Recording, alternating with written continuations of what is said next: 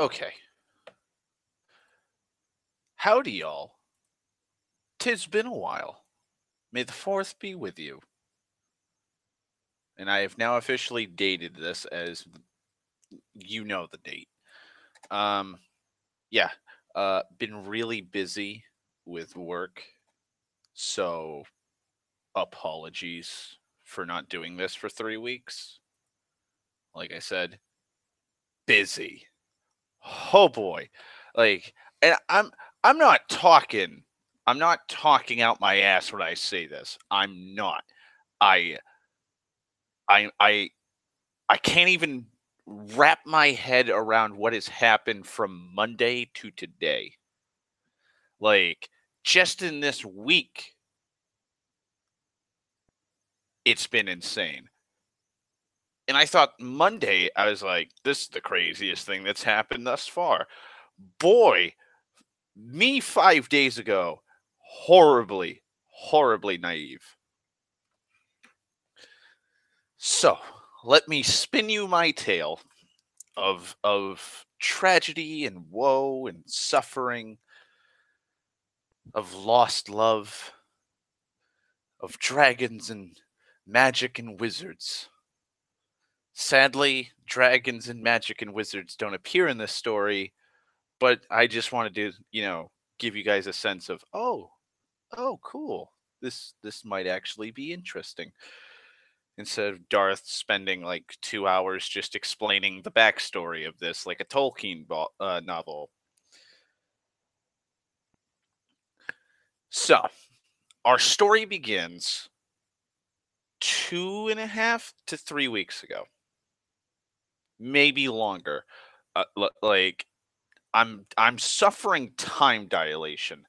I don't know what's causing it, but I'm suffering from it. Also, uh, I bought a pair of trench lighters. Beautiful craftsmanship. I love them. So I'm going to use one right now. So strap in, kiddies. Get your popcorn, get your soda or your milk. I don't know why you'd be drinking milk with popcorn, but whatever floats your boat, man. All right.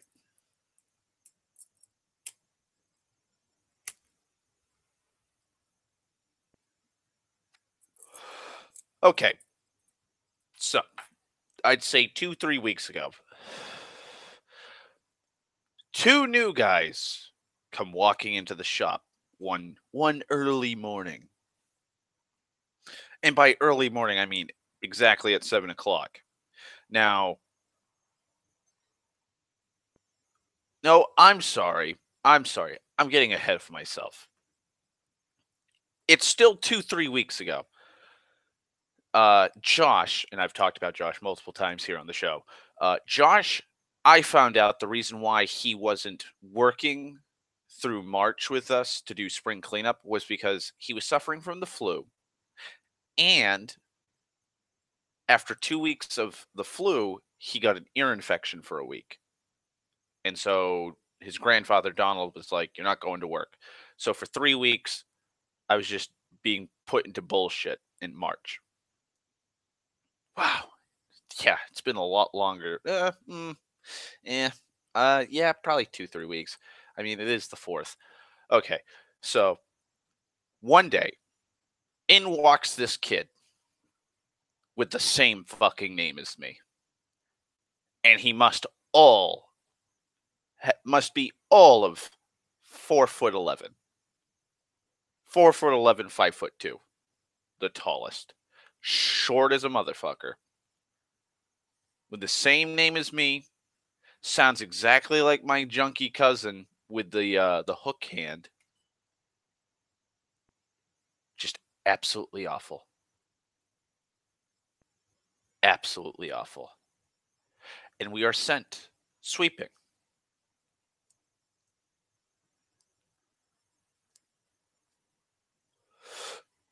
And he does jack all. But apparently from what he told me, and from what Josh has told me about some of the people who have come through working here, He was fired slash ran away slash quit when he was smoking a joint out front of the shop working one day because they were crack sealing the lot. And one of the guys there, John, he's one of the truckers slash sweepers slash repairmen or mechanics. He caught him, flipped out because smoking pot at the time was horribly frowned upon, which was like 2 3 years ago. And so the kid freaked out and panicked, thought he lost his job, and ran. And Don was like, "Yeah, fuck him. I was gonna fire him anyways." So he's back. And so he's telling me, "Oh yeah, I know how to mow and weed whack and do landscaping stuff, but I've never swept before." And so Donald's driving around in his truck, watching us, breathing down our necks, watching me sweep like a normal person, and then watching this kid just sweep out mulch in a bed to the point that he's now sweeping dirt. So I had to deal with him for the day. And that was his first day here. That sucked. So a couple days go by because it was, I believe, a Saturday he started working.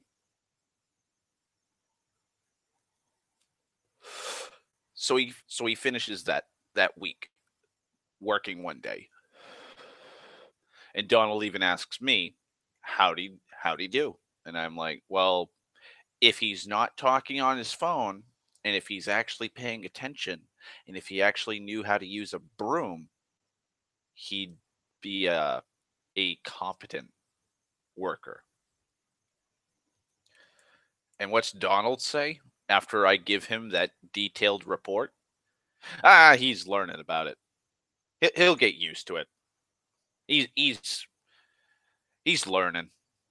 Just hand waves the fact that the kid talks all the time, is on his phone all the time, and doesn't know how to use a broom. Like all you have to do is sweep sand off the curb so that the sweeper can pick it up. That's it. Sweep it probably like a foot from the curb, and that's it. Done. This kid's in the fucking like the flower bed sweeping the mulch out, and he's spending like 30 minutes doing like a 5 foot section because every 30 to 40 seconds he's stopping to pull out his phone and text his girlfriend. Awful. And he just hand waves it away. Next week, it is me. Josh comes back. Well, that Monday it rained, so Josh didn't come in. And none of us really came in. Uh, Tuesday, the start is technically the start of the week. In walks the two new guys because, and I'm gonna just say his name, Nate, or Nate 2, as Donald calls him, because he fucking despises the fact that there's two of us because he thinks that I reproduce by budding.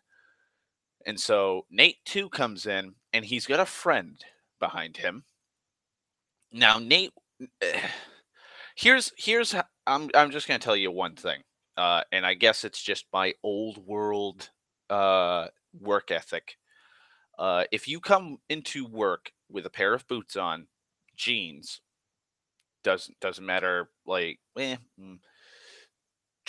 comfortable jeans, I would say. Not comfortable as in like they're comfortable to you, but like they have enough slack to where they're not like nut huggers, and a t-shirt that's not like that you don't like if you wear clothes that you do not care about, like you don't care if they get stains on them or anything like that, in a pair of boots, yeah, you're there for work.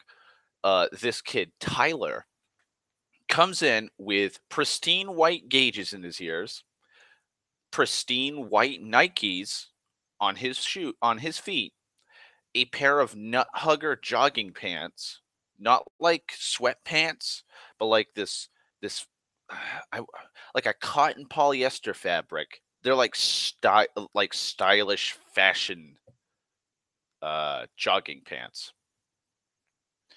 Um and a fucking black t-shirt with a white button up. And he comes strolling in with a backpack on. and he's got tattoos all over him. He's got piercings all over him. And the one thing that Donald despises and will automatically not hire you is if you have a fuck ton of tattoos on you and a fuck ton of piercings on you. There are exceptions to both. I will state this. There are exceptions to both. If they're not gang related or obscene, he's fine with it. Like my brother's got a bunch of my brother's got a bunch of prison tattoos, but he's a convict and he has no other way of working. Also, my brother quit his job in March because he couldn't stand working for minimum wage. So throughout most of the he just came back to work today. So 2 months he didn't do a goddamn thing. So for most of the this entire story like does not revolve around him. So he's completely out of the picture, but he has a bunch of gang related or prison related tattoos. But Donald's like, well, he has no other line of work that he can do, and I got him for cheap. So fuck him. If he doesn't want the job, he doesn't want the job. I don't care. So this kid comes walking in, and as soon as I see the kid, I'm like, no, he's not going to be here that long. If Donald doesn't fire him for the way he looks, he's going to fire him from the way that he acts and the way that he dresses, and just probably personality wise because he's friends with this kid, with Nate too. Because Nate too, as he was talking to me, is a heroin dealer. And funnily enough, Sean, the guy from last year who's been working there for like a decade off and on again, he robbed Donald this very same day that Nate started work.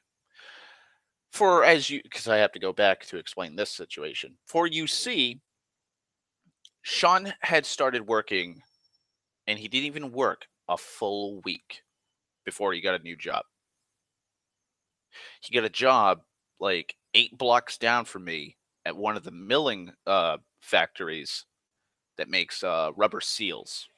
And he has a forklifter's license because he was working at the Christmas tree shop during the winter months. And he got fired from that job because he was high as a kite. He parked his forklift in the middle of the aisle right next to the office with the lift all the way up with a pallet filled with boxes and parcels, all like pretty much the products in the boxes. They were stacked up on this fucking pallet, and he had about 2,000 pounds worth of fucking weight just sitting 10, 15 feet in the air on the lift or the forks. And he just walked out because he was dope sick and he was nodding out. And they found a bunch of heroin and Xanax and pills in his locker. They had him on video, and they showed it to him and fired him right there on the spot. And so Sean came back, gave Donald a sob story, said he was going to get kicked out of the apartment him and his girl had been staying at, and he needed work.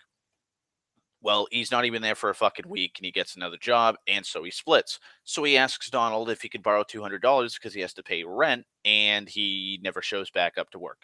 He told Donald he had an appointment at 8, I think it was 8:30, and he'd be back around 9:30. And Don was like, "All right, just meet those two down at the lot that they're sweeping, and if they're not there, they're going to be at this other one." Well, Sean came to the site to buy Xanax off of Nate too, and that was the last we ever heard of him. I haven't heard from him since. Fuck Sean.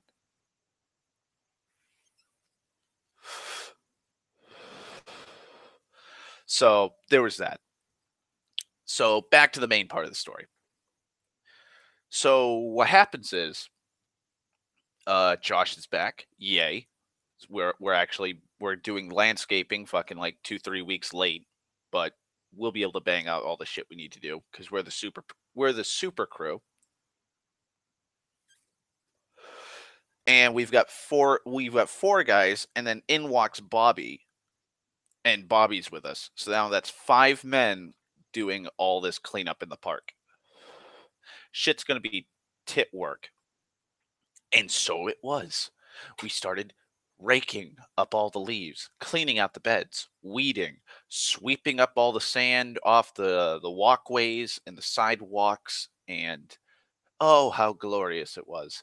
Until Tyler was stupidly sweeping everywhere that Josh had swept, and Nate broke two bamboo rakes on the first hour of the job.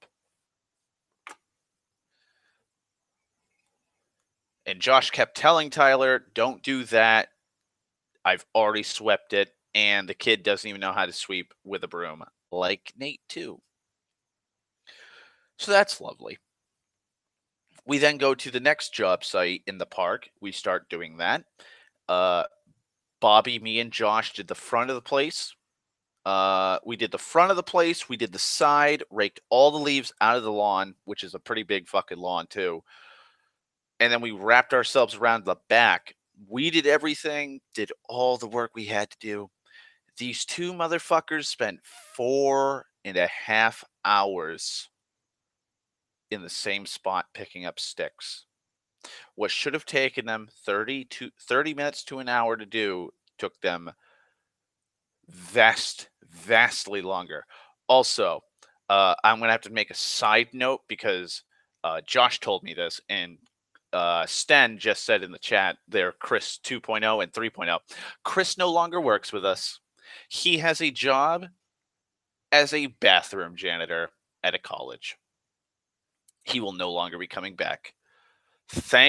There must be a God.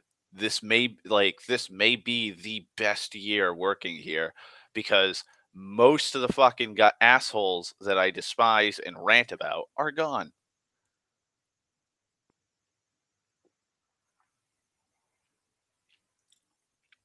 So that's good. So anyways, we finish that job, bang it out, and that's the end of the day. The next day, I come in early, like I always do, because I get to the shop for like 5:00, 5:30, because I walk the work early in the ass crack, like before dawn has even come.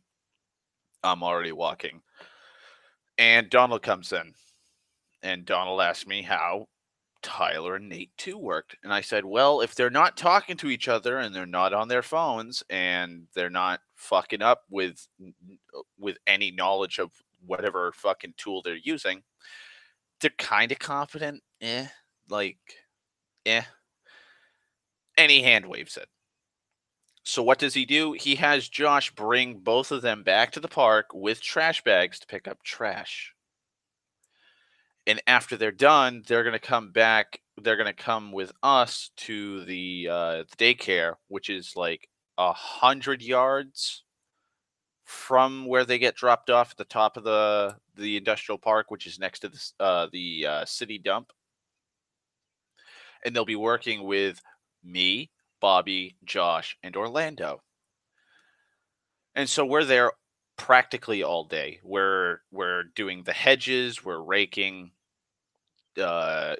de-weeding, pretty much everything that every story that I have, every job that we do is going to essentially consist of this, unless it's a tree job.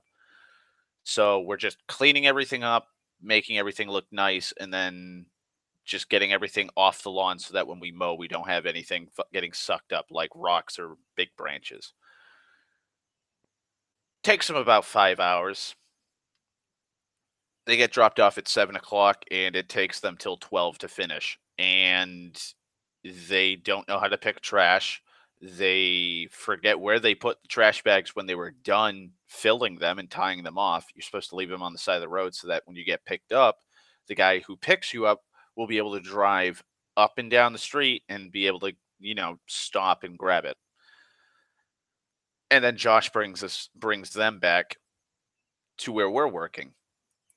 Immediately, Nate 2 says, we're going to take a lunch break. Your grandfather doesn't pay you for lunch breaks, right? And Josh goes, yeah. So? And so he goes, well, we want to take our lunch break. And so Josh goes, all right, that's fine. And he shrugs and he walks over to me after they start grabbing their lunch boxes and out of the truck, and he tells me flat out, keep an eye on him. If they keep talking after 30 minutes, tell me. And I look at my phone and it's like 12:10, like 12:10, 12:15 around that time. It was a little past 10. 12 I mean. A little past 12. I'm like, "All right, duly noted. I'll remember the time and I'll look up every so often when I'm not, you know, hands deep in mulch weeding beds." And he's like, "All right, I'll be back. I got to get it." I forget yeah, he had to get some loppers and a new rake uh, along with a sharpening stone because the loppers we had were dull, and I had left mine at the shop, and so he was going back to the shop to get my whetstones and stuff, my sharpening tools, because I have a little bag of sharpening tools. So he was driving back to the shop, and then I forget what else he needed to grab. I think he was grabbing coffee, Dunkin' Donuts for everybody, and I was like, "No, I'm fine. I have my lunchbox." And so it's now me, Bobby, and Orlando doing work while those two assholes are on their phones shooting the shit and just talking. And so I'm getting a little hungry. So I walk over and I'm walking past them where they're sitting and Nate 2 goes, "Oh, what are you doing?" I said, "I'm grabbing my lunchbox." "What are you doing that for?" "I'm hungry and I'm thirsty."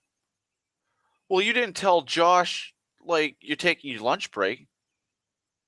I said, "No, because I'm not on a lunch break." "Well, how are you going to eat if you're not on your lunch break?" I proceeded to open up my lunchbox. I showed them the chicken sandwich that I had, or chicken salad sandwich, in my hand. I opened up the wrapper, like the sandwich bag, opened it up, so half the sandwich was out, zipped up the bag, threw it over my shoulder, walked over to where I was working, and I just yelled across the lot, "Watch me." And I ate my sandwich in one hand while I was raking and weeding in the other. Eating while I'm working. Can't tell me that's not a lunch. Can't tell me that's a lunch break. I'm working. And so I ate, talked, smoked, and drank in front of them for a good 45 minutes while working. And I got pretty much most of the front of the daycare completely done while talking to Orlando, who was doing the hedges with Bobby because they needed the help. And so they start complaining because, oh, well, now we're getting docked like a half hour for a lunch break. Like, this is bullshit. Oh, hacks, hacks. This is hacks. Like biased favoritism bullshit. And we all know Donald does not like me at all. He respects me, as you'll soon find out. But he, like, if he wanted to, he could fire me whenever, and it's just like I like you're a good worker, but yeah, like I don't fucking care. So, anyways,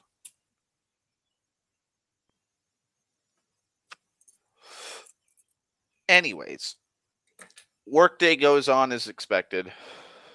They're both lazy. They're both talking, and bang! Nate comes out of fucking nowhere at like 3:30. He walks right up with Tyler. They were talking to each other. They walk right up to Josh. Josh is in the middle of fucking hauling this big ass fucking hedge, like like 8 foot tall hedge that we had to saw at the base because it was all dead or almost dead. And he's trying to drag this fucking thing across the lot, and they just walk right up to him and stop him and go, "Hey, it's 3:30." And he goes, "Yeah. Well, you know, I gotta be home at 3 to watch my kid." And Josh just looks at him and goes, "And that's my problem. Why? Like, how's it my problem that you have to be home at 3?" Oh, well, I thought we got done at 3. And Josh looks around and he sees that like practically the only reason we'll stay after 3 is if we're practically done, if we finish in like a half hour to an hour. Like if it's a big project that makes us spend the whole day there and we have like an hour tops, that like it would take us like an hour to 45, like 45 to an hour to do, we're going to stay till 4 and just do it so it's out of the way so we don't have to come back at like go out of our way on our route to do it. And he's like, yeah, well, place is almost done. Well, like I gotta go. And Josh is like, well, you didn't fucking tell me at 7 when you were at the shop. You didn't tell me at any point during the day that you had to go there. If you had told me at the beginning of the day, I'd be dropping you off at 2:30, 3 o'clock. But you didn't. So it's not my problem. And so Nate 2 calls up fucking Donald, starts pissing and moaning. So Donald calls up Josh, starts pissing and moaning.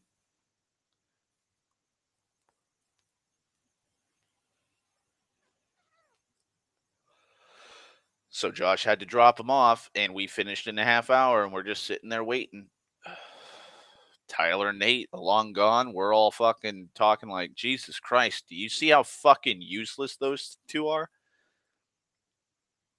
Everybody, like, and that's the first time, like, anybody had worked with them. And it's like, great first impression, guys.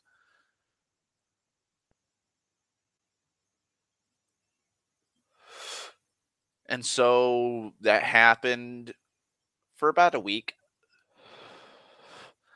That Thursday, no, that went the day after I worked like oh fuck, like 20 hours.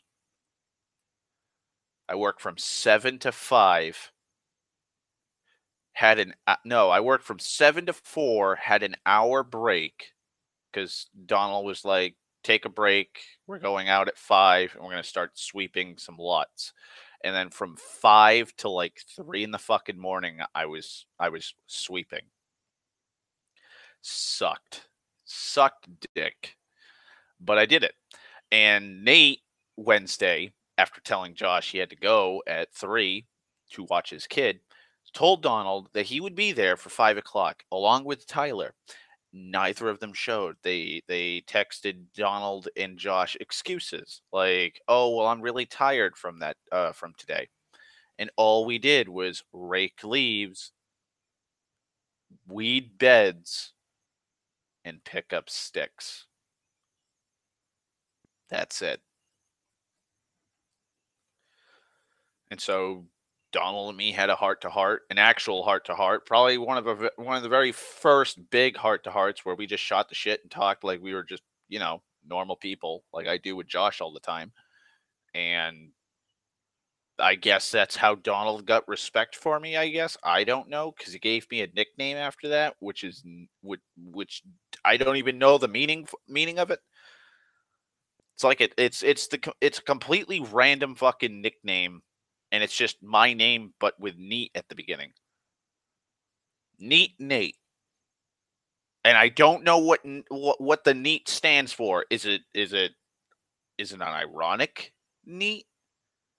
Like, is he trying to insult like my cleanliness? Which it shouldn't be a problem. I shower every day after work. Like, is it neat as in like, again, like an ironic or sarcastic tone? Like, I don't know. Uh After I think it was that Thursday or Friday, Donald told Josh that he was going to let one of them go. And so he told Tyler, just call. This is Donald's way. This is how you know that you've fucked up, that Donald will fire you when he tells you, I don't think there'll be any work tomorrow, boy. I'll be here, but call around 4. Call around 4 p.m. and I'll tell you if we have any work tomorrow or the day after. That's his way of saying, yeah, I'm firing you, but I don't want to say you're fired. And so Tyler was let go. And Nate tells him, yeah, you got fired. And so we worked for a few more weeks with Nate, which sucked because he he just did the same thing, talking all the time with everybody, walking around the lawns and the fucking house around the houses and lots and wherever we were working, walking around, shooting the shit with everybody, not doing a damn thing, yelling on his phone with his drug addict girlfriend, uh, and coming in late loads of times. I think it was last week. Yeah, last week he came in at 9:40 in the morning. And Josh at that point was just fed up with him.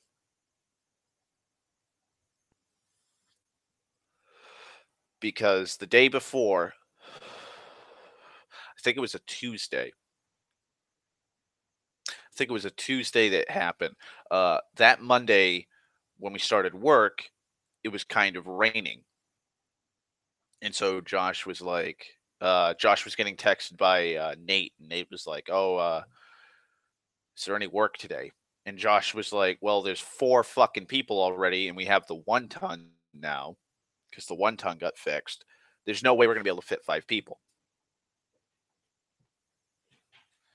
Give me a second.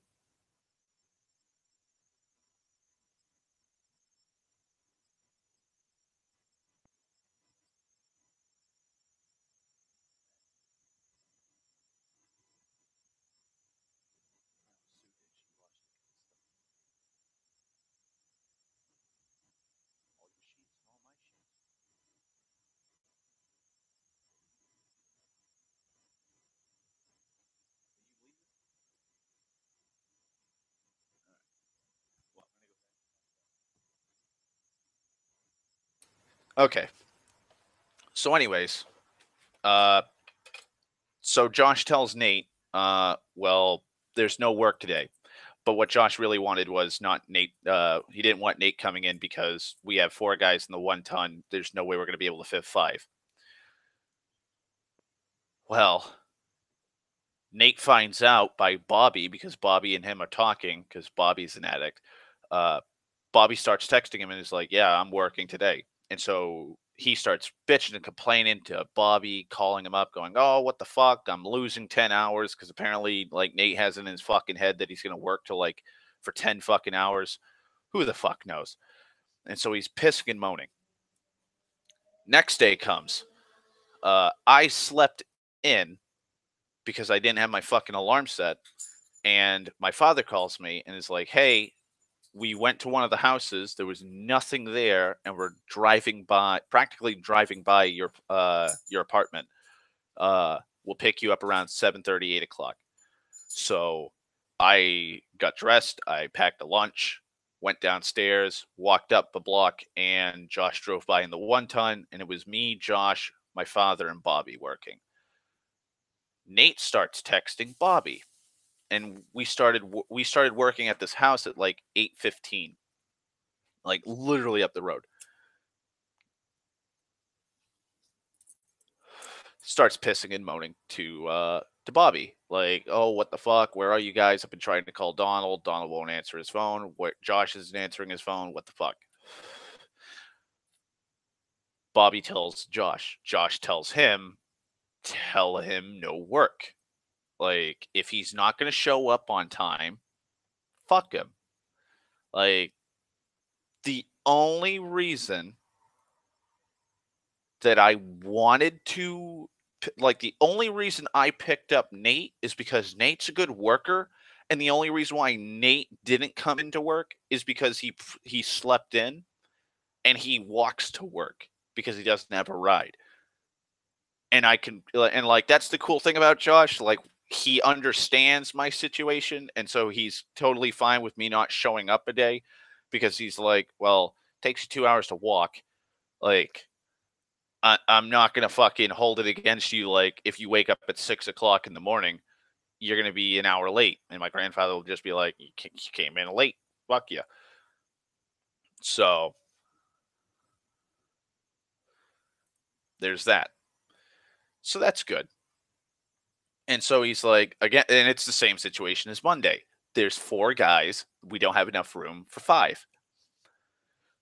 Well, Nate calls Bobby, and Bobby fucking, you know, walks over to Josh with the phone, and he's like, "Nate wants to talk to you."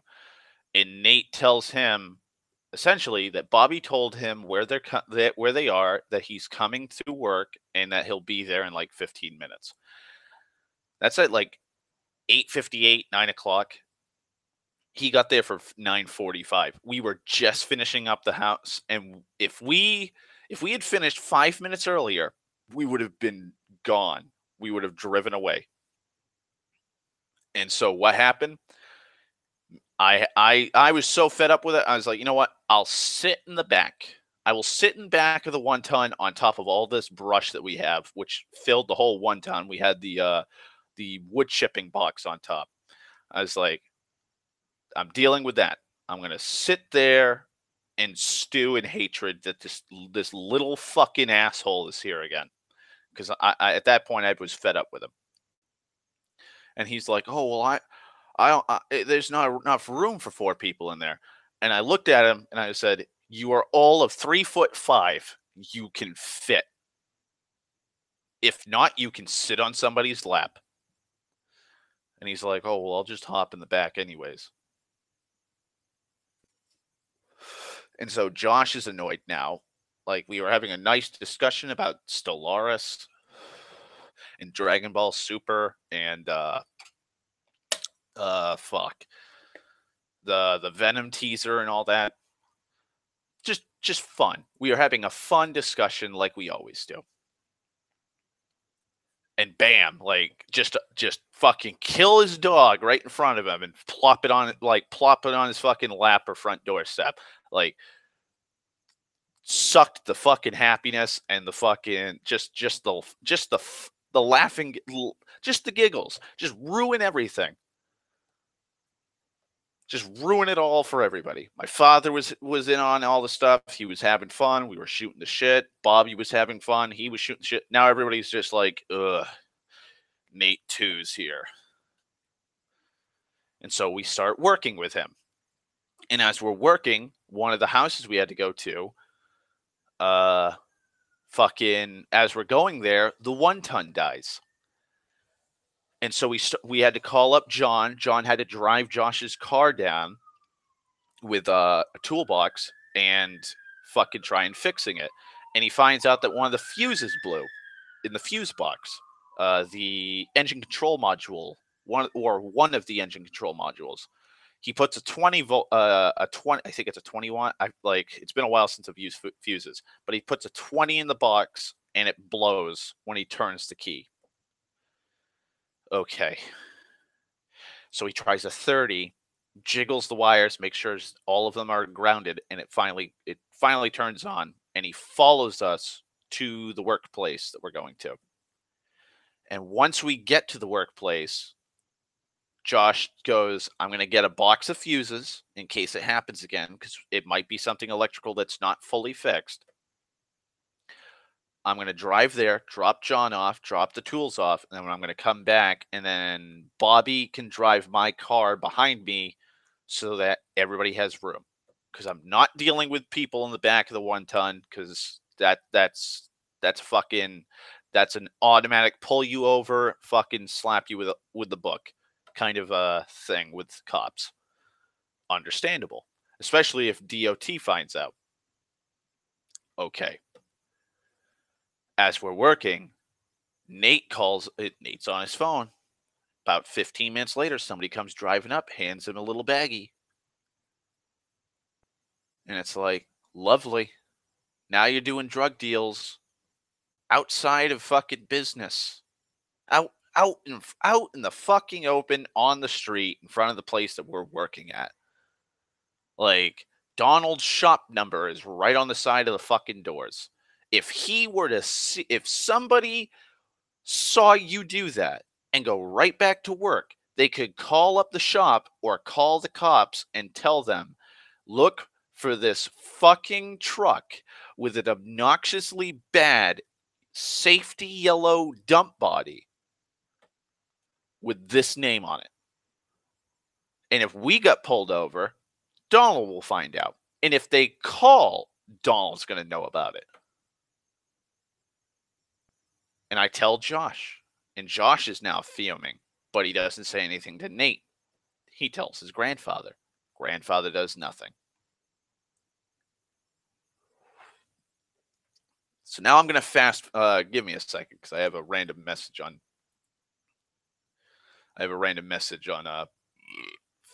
Facebook.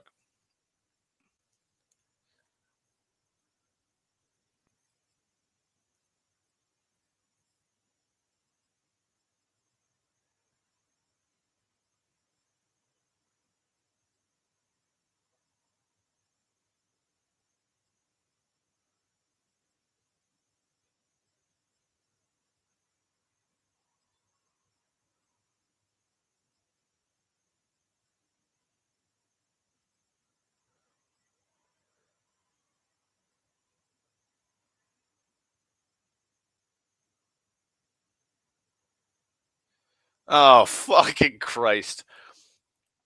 Okay. Skipping over the fucking the bullshit drama I had to deal with back in 2014. Moving on.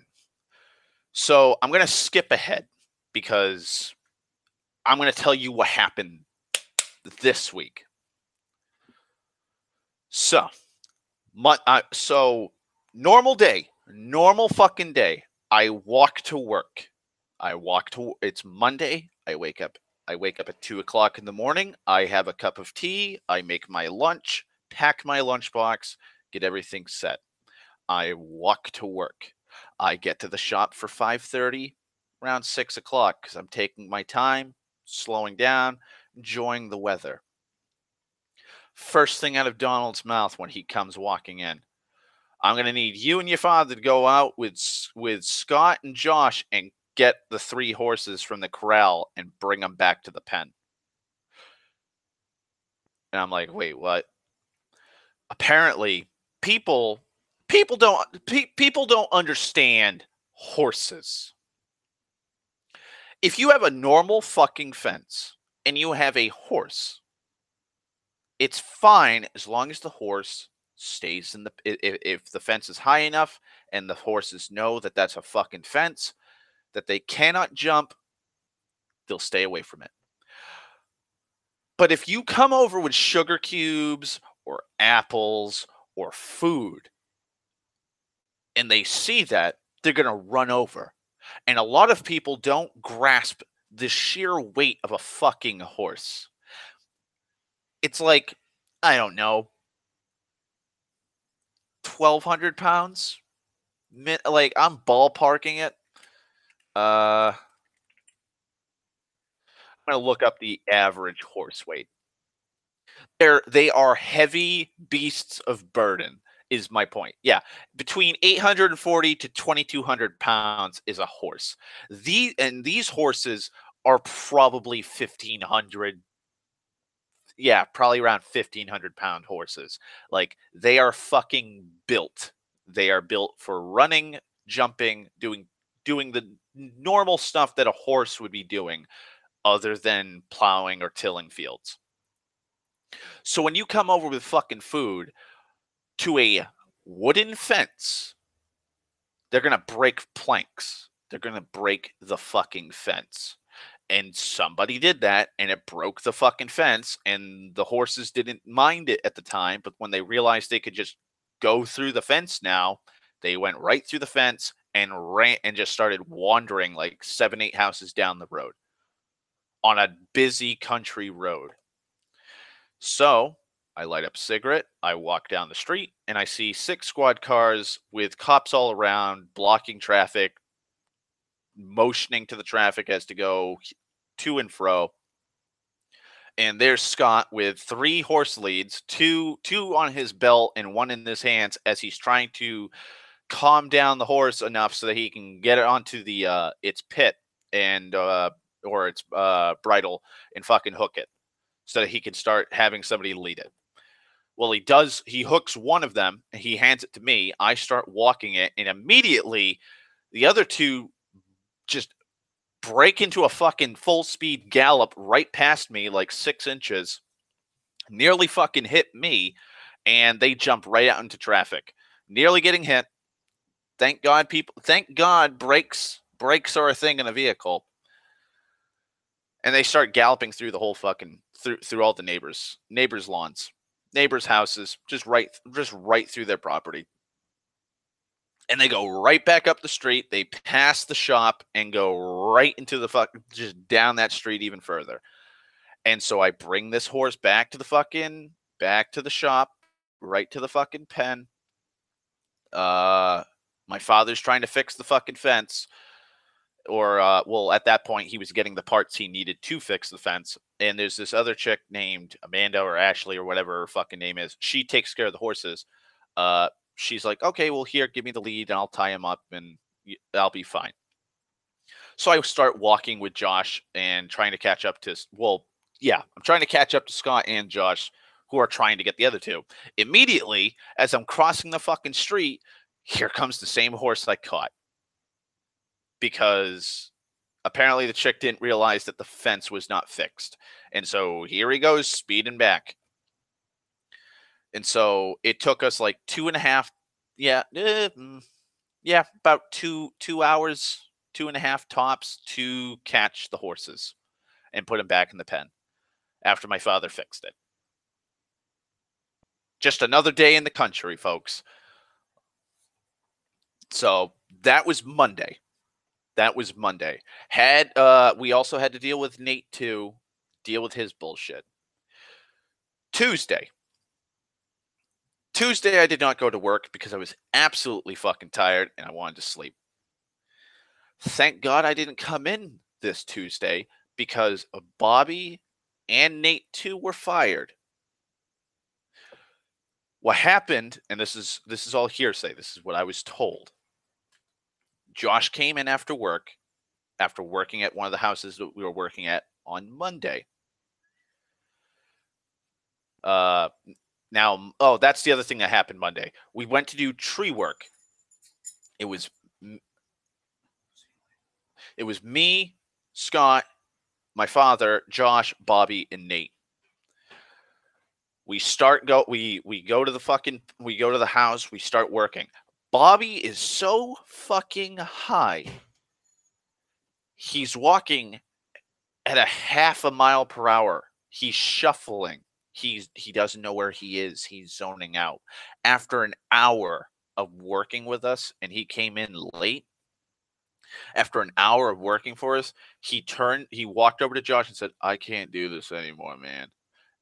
And walked like 12 to 15 miles home. Nate was also high as a fucking kite on his phone the whole time and just shooting shit with everybody. And that pissed off Scott because Scott doesn't like that kind of shit. He just doesn't. And so Scott tells me and tells Josh, if you see him on that fucking phone, rip it out of his hand and smash the damn thing. I am tired of seeing that little cocksucker being on a phone just fucking about. I'm not paying him to be on a phone. I'm paying him to do this job. And so when Tuesday happened, Bobby came back in. Nate came back in, and they did the job that we did after the tree job, which was just just spring cleanup job. And so Donald turned to Josh and said, "How is Bobby?" And Josh responded, "As slow as Monday, but at least he was doing something." And he goes, "All right, well, how Nate 2 do?" And he goes, "What? This is all Josh said." "Well, he's got a temper." That was it. That's all he said, because Nate does have a temper.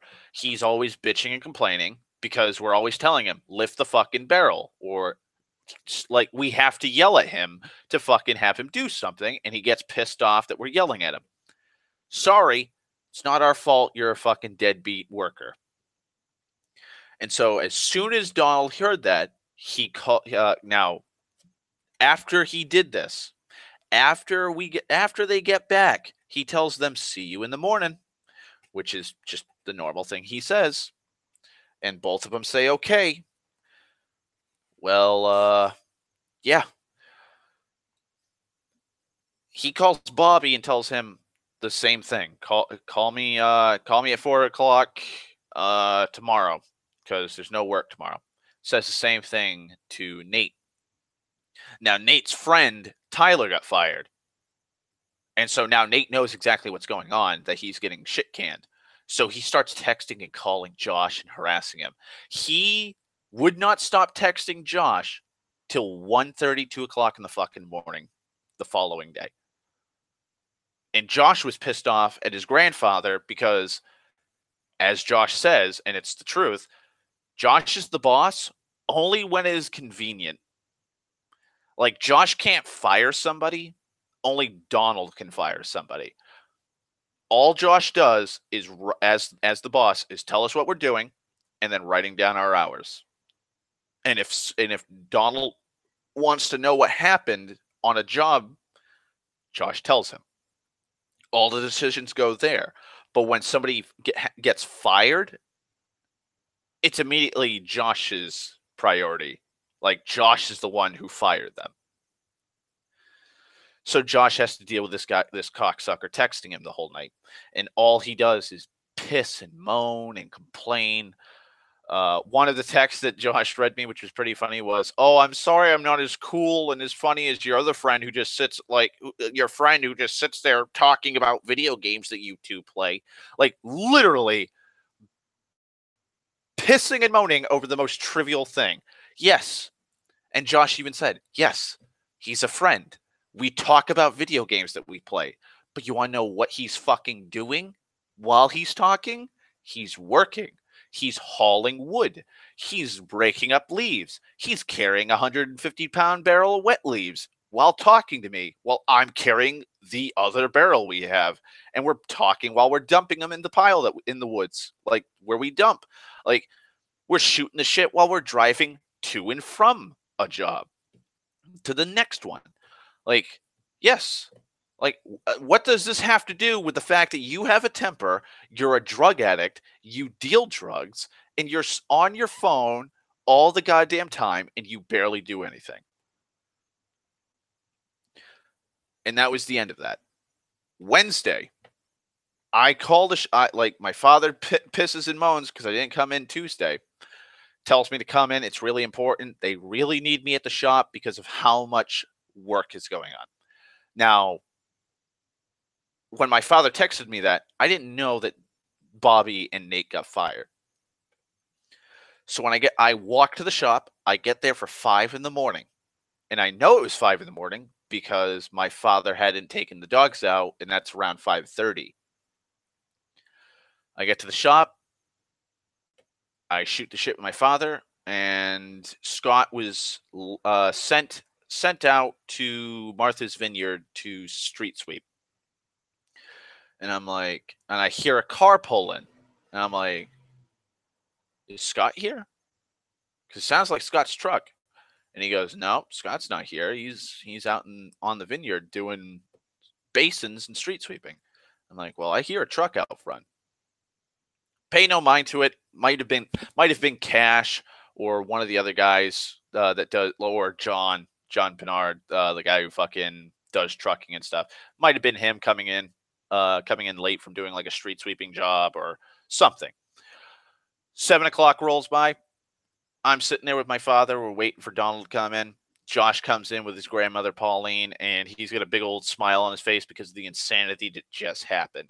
First words out of his mouth, I need you two to come out with me. Somebody popped, slashed the back tire of the 1-ton. We go out front, and the tire is still rock hard, but there's a big gaping hole right in the, It's a double tire back. Like the back tires, it's a dually. It's on the interior between both wheels.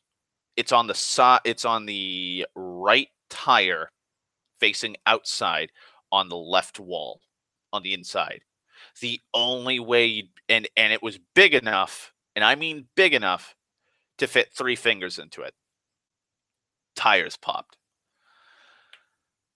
So the immediate accusation and assumption is that Nate too slashed the tire, which is probably and like my father, like bless his poor ignorant idiot soul and heart. Like he kind of assumes it was, but he also he was playing devil's advocate, like going, maybe why would he do that though? Like how, like there's no way. And it's like, and Josh even turned, like, that's the day Josh turned to him. He's like, he's been texting me since like 2 o'clock in the morning, George, pissing and moaning and bitching at me that I apparently fired him from this job. Like, kind of suspicious. And then that immediately snapped in my head because he doesn't have a car. His girlfriend has a truck though. And so then it started, like, all the pieces start clicking in for me. It's like I heard a truck out front. Like, I heard a truck out front not too long ago. 2, the tire is still rock hard. It's not like it was slashed the night before or sometime where the point where the whole tire was deflated. Like, this is a fresh slashing. It makes total sense that Nate would do it. Plus, Nate's just an asshole with a temper tantrum. He'd do it. So we had to take Scott's truck because he left that there, drive that. So we did lawn work again. My father went with Cash and did a tree. No, my father went with Josh's half brother or stepbrother, Devin, to do a tree job. Cash, and here's the most hilarious thing about this. So the 1-ton has 2 spare fucking tires underneath the bed, like the dump body, right in front of the tires, the rear tires. It's right in the middle. And I started laughing when I saw that. Well, like when the shock of the tire got splashed, like, kind of faded, I started laughing. And I was like, Nate has to be one of the dumbest motherfuckers I've ever met. When he comes to the shop, like, he's been working here for a month. He's been in this 1-ton for a month. If he came here to slash these tires, he would be looking at the 1-ton. There are 2 spare tires on the 1-ton. 2. If he slashed both tires on one side, we could replace it. The only way he could fully spite us is if he slashed 3 tires. That's the only way he'd be able to decommission the 1-ton from driving for, like, I don't know, an hour. If he popped 2 tires, we'd have to wait an hour while somebody fucking jacks it up and gets the impact gun or the air gun and pull and, like, install the fucking and put the wheels on. That's it. That's all he's doing, is delaying us by like 30 minutes to an hour. But if he slashed 3 tires, then yeah, like, we'd be fucked. Like, the 1-ton wouldn't be able to do anything. Like, that is top tier retard right there. I'm gonna slash 1 tire, even though the 1-ton has 6 with 2 spares in reserve right on the fucking vehicle. And the funny thing is, the 1-ton had to go into the shop anyways because the transmission cables let go. And so the only way they let go yesterday. But yeah, so the thing is, when we have to shift the 1-ton now, we have to climb underneath her, and we have to have one person in the driver's seat holding the brake down while somebody manually shifts it into gear. and Cash was staying at the shop to put the new cables in because Scott ordered it because we had that situation happening when the 1 ton died. Also, we found out what happened to the 1 ton. One of the power cables was not grounded in the back firewall. We fixed that up the same day that Nate was getting his drugs from his drug dealer or his girlfriend or whatever. So, anyways, we go to work. That's all that happened up until we were heading back to the shop. Nate texts. No, I'm sorry. That's Thursday. Oh, yesterday. Oh boy. Oh boy. Was there a lot of shit that happened? Yeah, a lot of shit happened yesterday. But here's the other thing that happened Wednesday. Coming back to the shop, somebody was struck by a car out front, and it was on Channel 7 News.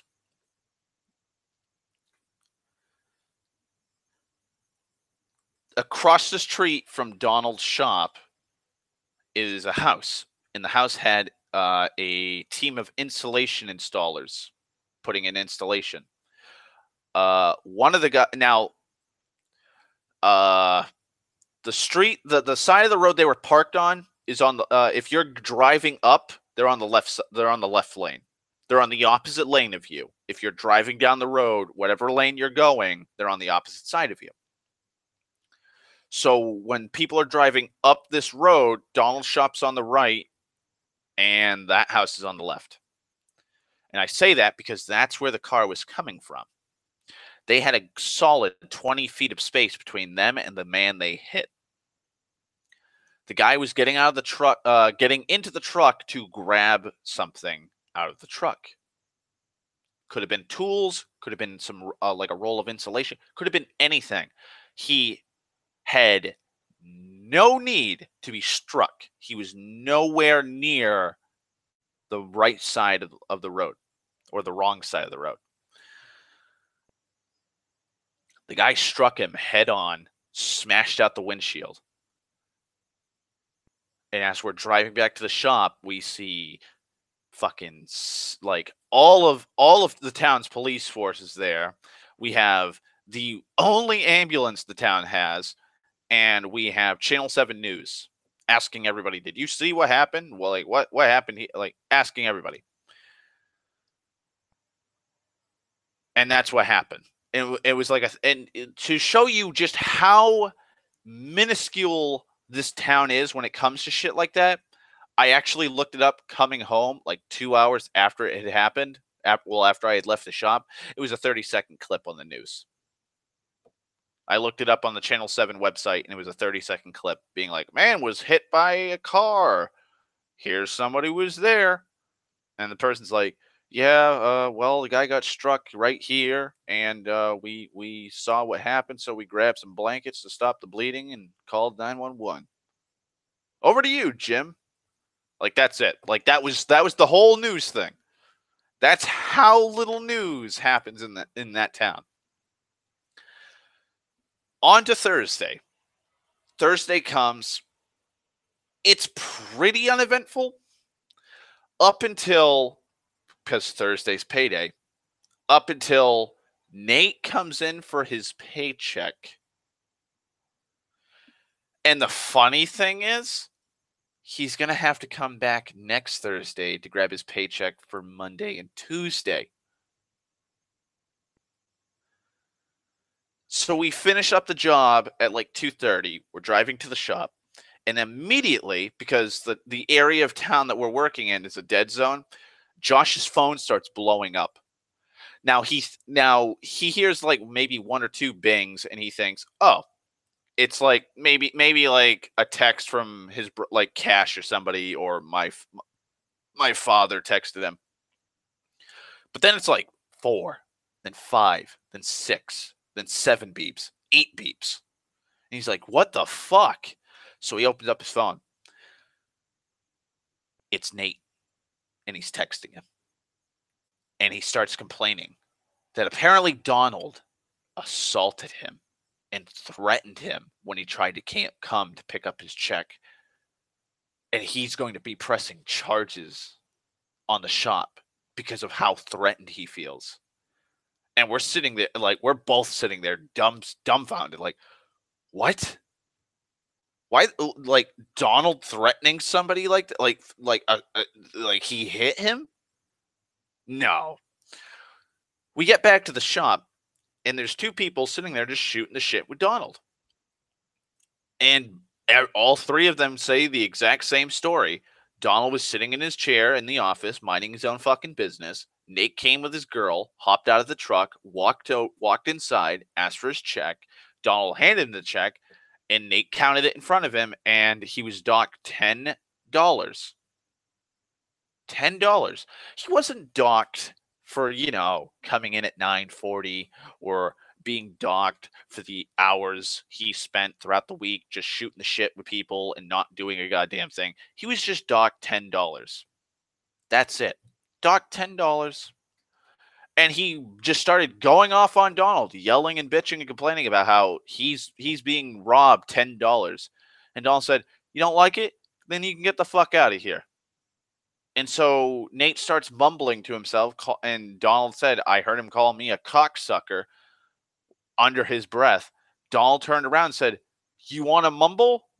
Because I like bumbling." And Donald got up and started walking around the shelf that's in the back, like where he sits at his desk, his computer desk. He's got two metal cabinets. One holds a bunch of tools that he doesn't want anybody touching, like batteries for drill guns and impact guns. And then the other one, metal cabinet, is where he keeps cartons of cigarettes that he gets from truckers that work for him. And then he has a bench that wraps around next to the one on the cabinet on the left. And then he has a metal shelves that hold dog food and tools and stuff like that. So he starts walking around that metal shelf to start walking towards one of the garage doors towards the office, because the office has two. One to the right of Donald's seat if he's facing his computer, and one to about 30 feet to the left. And then there's a door that goes into the actual garage itself where they work on the vehicles. And Nate's probably 5 feet from the garage door that's open. And as soon as he sees Donald, he ran. Hopped into the truck, they burned rubber, and fucking peeled out of there as fast as they could. And then immediately after we get back to the shop, Nate starts texting him, Josh, again, telling him, "Oh my God, I can't believe you guys would do this to me. Now I know I'll have to look over my shoulder for the rest of my life. Oh, well, if you do decide to jump me, make sure that my kids and my kid and my girl aren't involved." And Josh just responded, "I don't fucking care. Like, I don't care. Like, I don't know why you're talking to me. Like, it's over, dude. Like, stop messaging me. Like, you're not worth anything to me. You're not worth any attention from anybody. Just fucking leave. Like, just leave it there. Done. Like, I'm done. Stop." And then today, I had to go all the way to fucking Mansfield with Josh to help out a guy named Man, who's just an irritable asshole. He doesn't know what the fuck to do. He's never worked a day in his life, but he's a fucking millionaire. And I hate him because of how fucking cocksure he is that what we need to do is exactly the way he thinks it should be done. He's the kind of person who knows the barest information on what he wants done. Like mulching. He knows that you put mulch in flower beds, but that's it. He doesn't know that you use pitchforks. He doesn't know that you put them into wheelbarrows. He doesn't know that the intricacies and difficulties of laying down mulch. None of it. He wanted us to fill trash cans. Trash fucking cans with fucking mulch and walk it up a 20-foot fucking hill that he had turned into a beautiful flower bed. Half of this fucking hill, like, just wrapped around in like a giant fucking smiley face.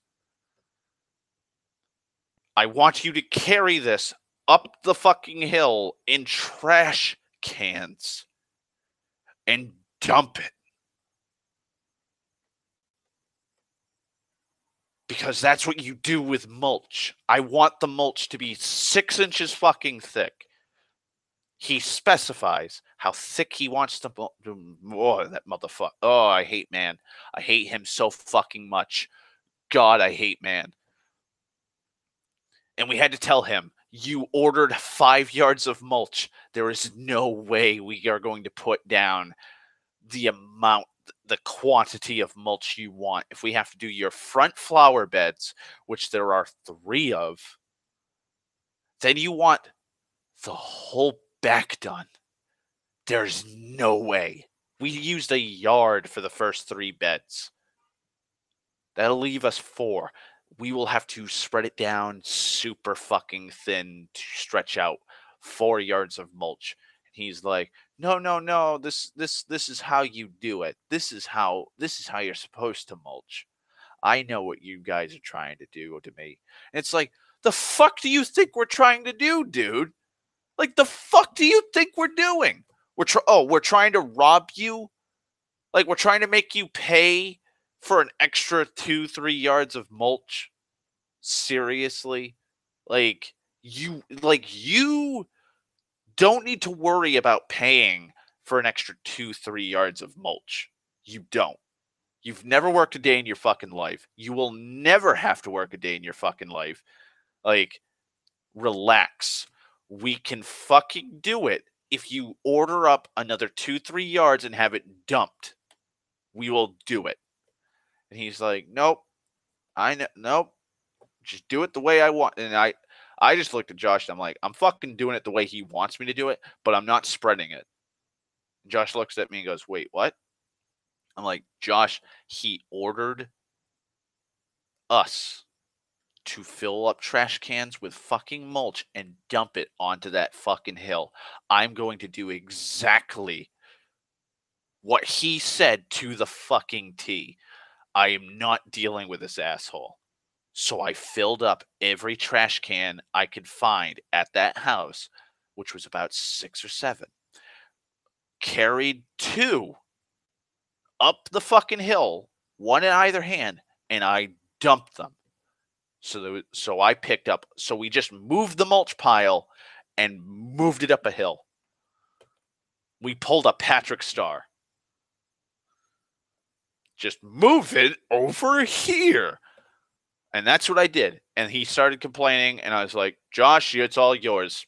Deal with him. He said move.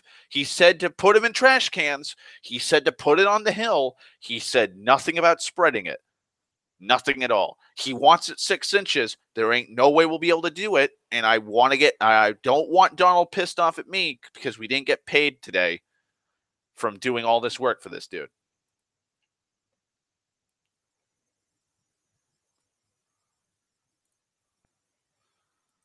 So Josh told him that, and then he's like, well, all right, we'll rake out all the leaves around this, like these big thorn fucking bushes. And so we had to do that. Then we had to drive on the highway with the 1 ton, which can only go 45 miles per hour, to pick up gutter brooms and oh my god, I forgot the other type of fucking broom. I honestly forgot the other type of broom we needed. Fuck. Can't remember it. Fuck me, I hate when that happens. But yeah, we had to get a bunch of those. Like each box, so the side, I think it's, the side brooms. So the side brooms are like the ones you see on the sides of the sweepers. The gutter broom is the one that's on the middle, like in the back, that picks up all the shit. So we got 2 of the gutter brooms, and then we got let's see, 3, 6, 9, 18. We got 18 boxes of side brooms because side brooms come in quarters. There's four parts to a side broom, and there's 2 to 4 bolts that hold it up. And so when one of them starts going dull, you put another one in. And so we have fucking 18 boxes of these fucking side brooms inside boxes, like 4 in a box. It's solid steel fucking brushes with a thick, heavy, dense plastic.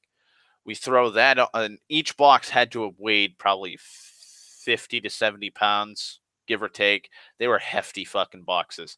We had to take those boxes off the pallet that the guy with the forklift had and put them on the back of the 1-ton because we didn't. We had the trailer hooked up for the gutter brooms. Just sucked dick. But we got it on. We went back to the shop and we fixed it all up, put it all up on the third rack of the shelves. Everything was done perfectly. And that was the end of this week at work. Boy, howdy, was that a fucking pain in my dick. And the week isn't really over yet because I got to work tomorrow.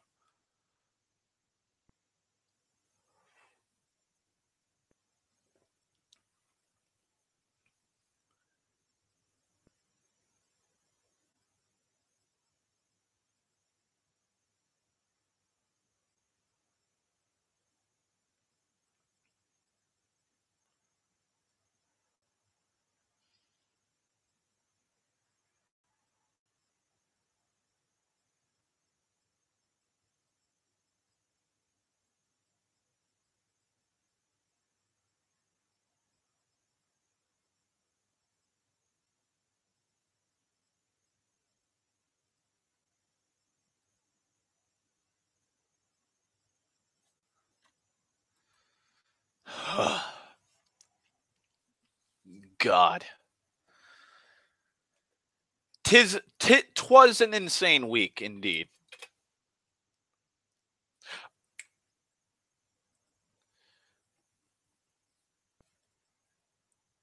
Oh boy.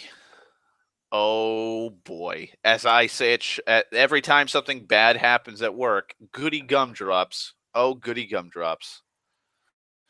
Hey. To make matters worse, that message on Facebook that correlates to something that happened in 2014, that is just a fucking shit show of drama that I did not need to deal with. And I need to respond to that message and answer because I'm just that kind of person. And it's not really like I'm not gonna be like, oh fuck you, you faggot, like nothing argumentative. It's just more like give an adult response.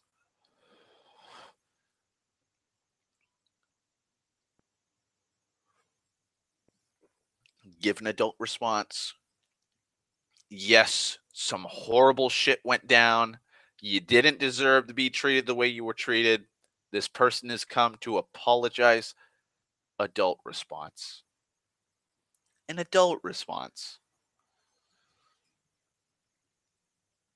Uh okay. So that was the first rant topic, and that took me an hour and 10 minutes an hour and 20 minutes to talk about. So there's that. Second thing I need to rant about is the Venom trailer and the internet's response to that. And it correlates to the robot from fucking Lost in Space. Because my God, I cannot grasp it. I cannot grasp what the fuck, internet, why. I will never be able to not be surprised by the internet. So the Venom movie's trailer finally dropped, and it was meh.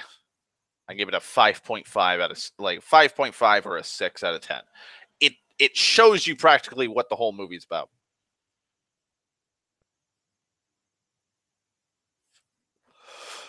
Like the Life Foundation finds the symbiotes, they start experimenting on the symbiotes, and it's separation anxiety, barring Spider-Man.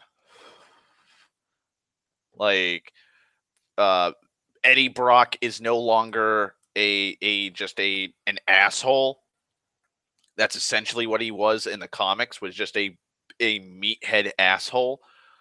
He's now like this awkward investigative journalist, and he steps on a few toes, and he blows this case wide open about the Life Foundation and the horrible shit that's going on, and he gets the Venom symbiote, and the Venom symbiote's evil and wants to kill everybody, and he's like, no, we can't kill people, only bad people.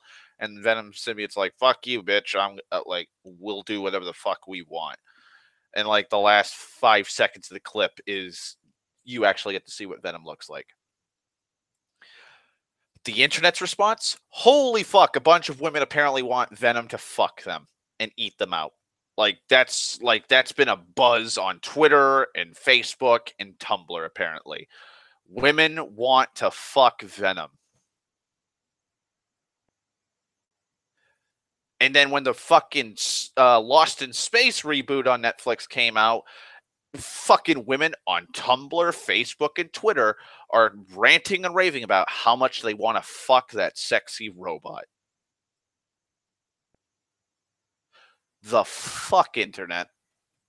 What the fuck? People will continue to amaze me.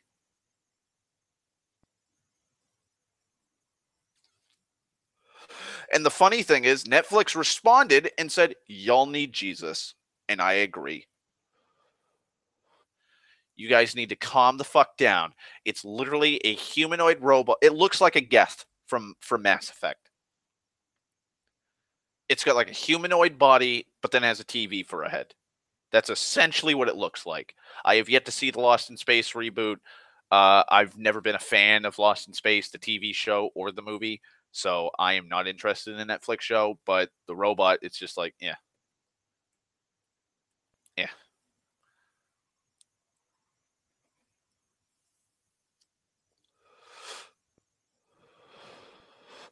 Like, holy fuck. Just, I don't know. I just don't know. And that's the end of that rant or rambling. That was a quick one. That was only like 4 minutes. Not even.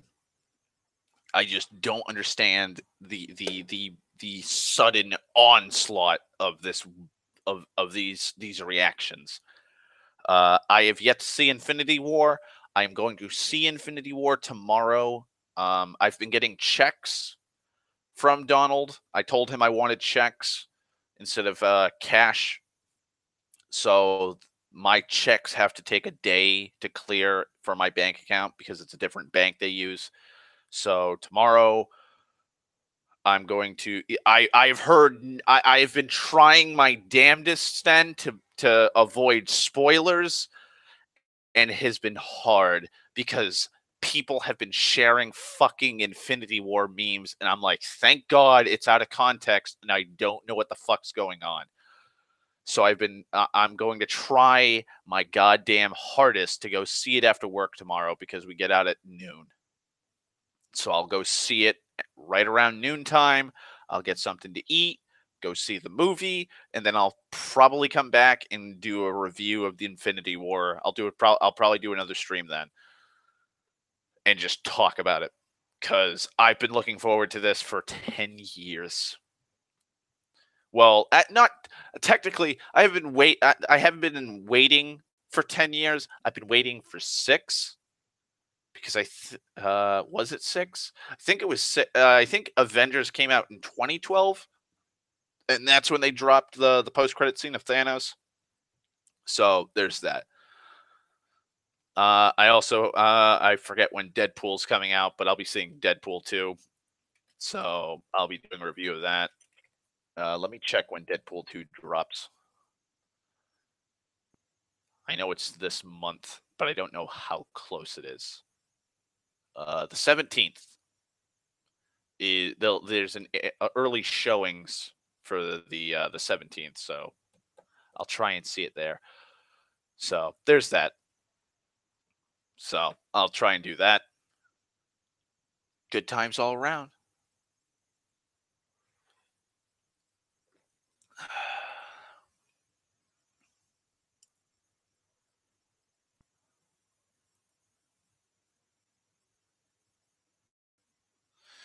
Okay. Uh, I'm going to shoot the shit with you, Sten, because I'm gonna try. I'm gonna start. I'm gonna respond to this Facebook message while I'm on stream because I'm just that fucking horrible at doing streams. So let me minimize. Yeah, let me minimize Firefox just enough so I can write, and let me move. Yeah, that's not going to be big enough. Okay. Let me open up the chat box. Come on, chat box, work for me, baby. Refresh. Come on. Okay, that's not going to work. Lovely. Okay. Let me move to new window for Facebook. Okay, so we got that. Okay, I'm there. Chat is here. All right. Hopefully it works. And it's not working. Lovely. Yay. For some reason, chat's not showing up again. That's always great. Thanks, YouTube. Let me try pop out chat again, see if that works. If it doesn't, I'll fucking just refresh the tab again. Okay, that's not working. Refreshing tab.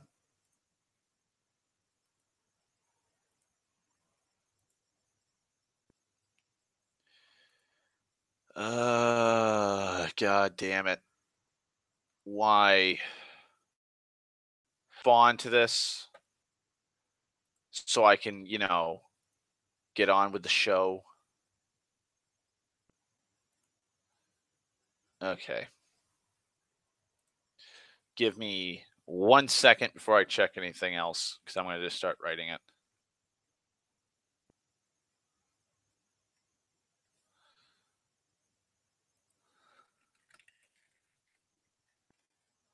Uh,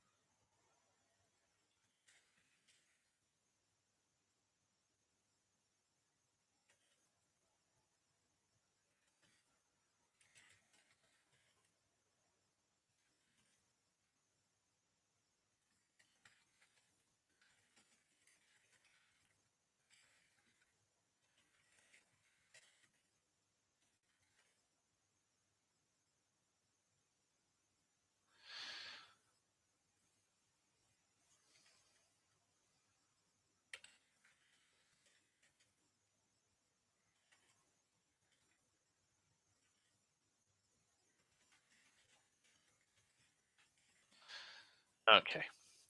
I got the first few sentences written up. This is going to be a long response. Come on, YouTube page, fucking load. God damn it. That's something that's been happening with me that's been annoying me. If I start watching my watch later list, when the new video pops in, Everything on the screen except for where the video plays back on is just gray bars. And like the video, like the page itself has to load before it's like, oh, hey, like, there's shit that should be shown on here. Like videos you might like that you might like. Recommended. Your watch later list. So that's fucking annoying. And now that I'm talking about it, it's finally starting to fucking load.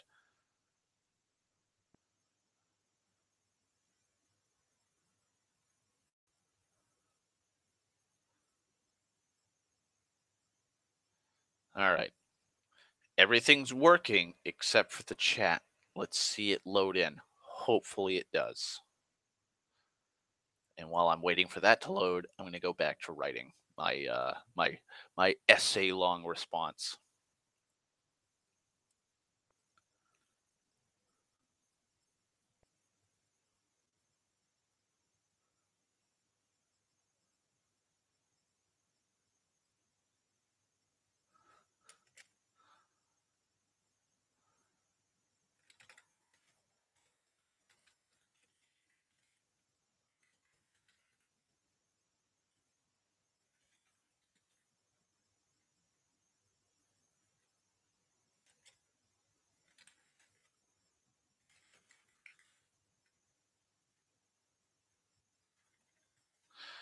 Do do do.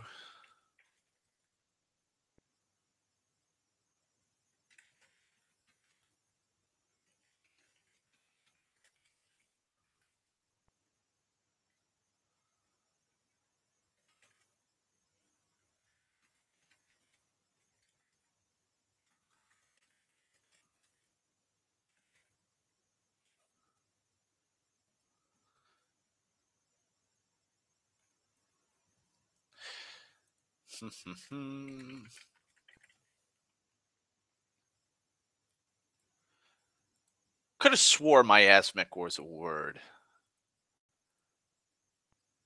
Okay, welcome back, Stan. It's the wonderful Darth is silent while he types segment of the show while I'm trying to shoot the shit with people. I'm gonna pop the chat out again. Hopefully it works. It's probably not going to, which kind of sucks. Oh, maybe it might work.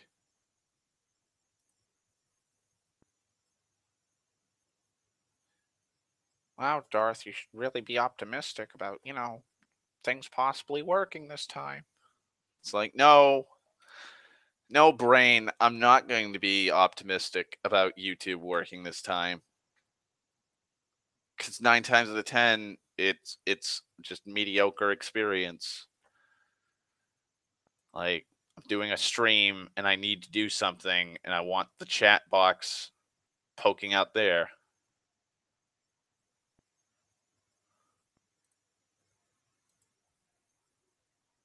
Okay, yeah, so miasmic is a word meaning noxious or foul smelling.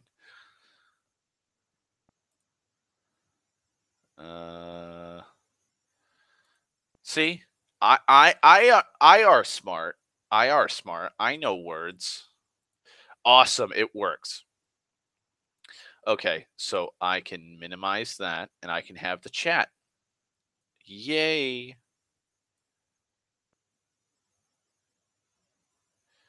Awesome. So, anything you want to shoot the shit? Any topics you want me to talk about, Stan? While I'm chit in the chat.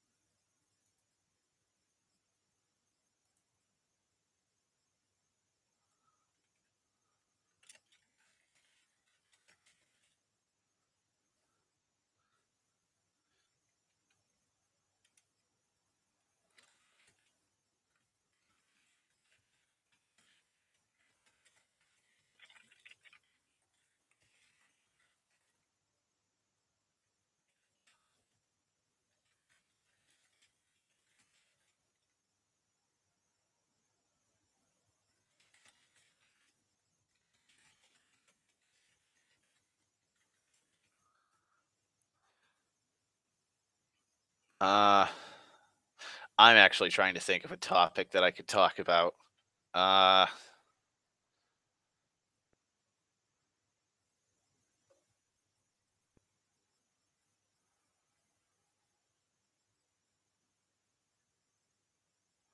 oh, that's awesome. Proton John, I doubt you'll ever watch this, but Proton John, if you hear me, good on you for doing D&D, playing D&D with people to raise money for disaster relief. You doing some good work, man.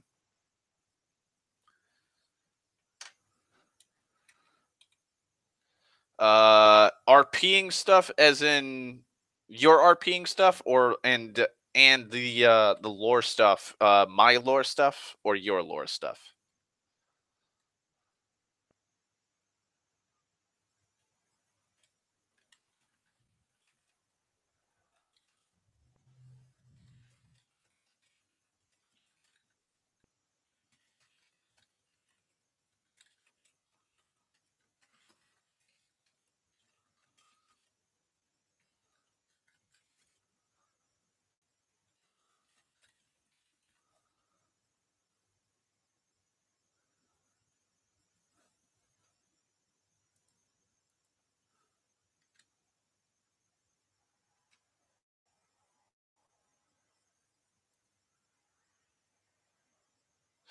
Oh, well, that's cool. Apparently, people who donate can get a wide variety of things to happen. My lore.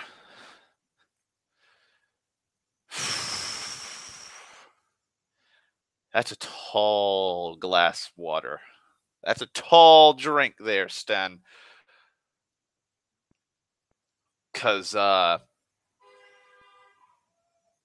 somebody almost got hit outside. Uh, so so my lore. Uh, the whole okay. So for people who don't know, I've been working on my lore every so often. Trying to work on it. I have been working on the concrete dates in history, like the constants that I keep finding in my lore. So famous battles, famous cities, events, so on and so forth. And so I've been working on a calendar with religious holidays and festivals and so forth. Uh, I've essentially completed it, Sten. Um, I mean, there's the seven, the original seven gods. Then there's the nine successor gods, and that I wouldn't even consider them successor gods in a sense. The seven original gods are still there in the pantheon. People still acknowledge them. Most of the holidays are finalized, especially the religious ones tied to a deity or deities. Uh, it's now just a matter of adding some flair to certain regions.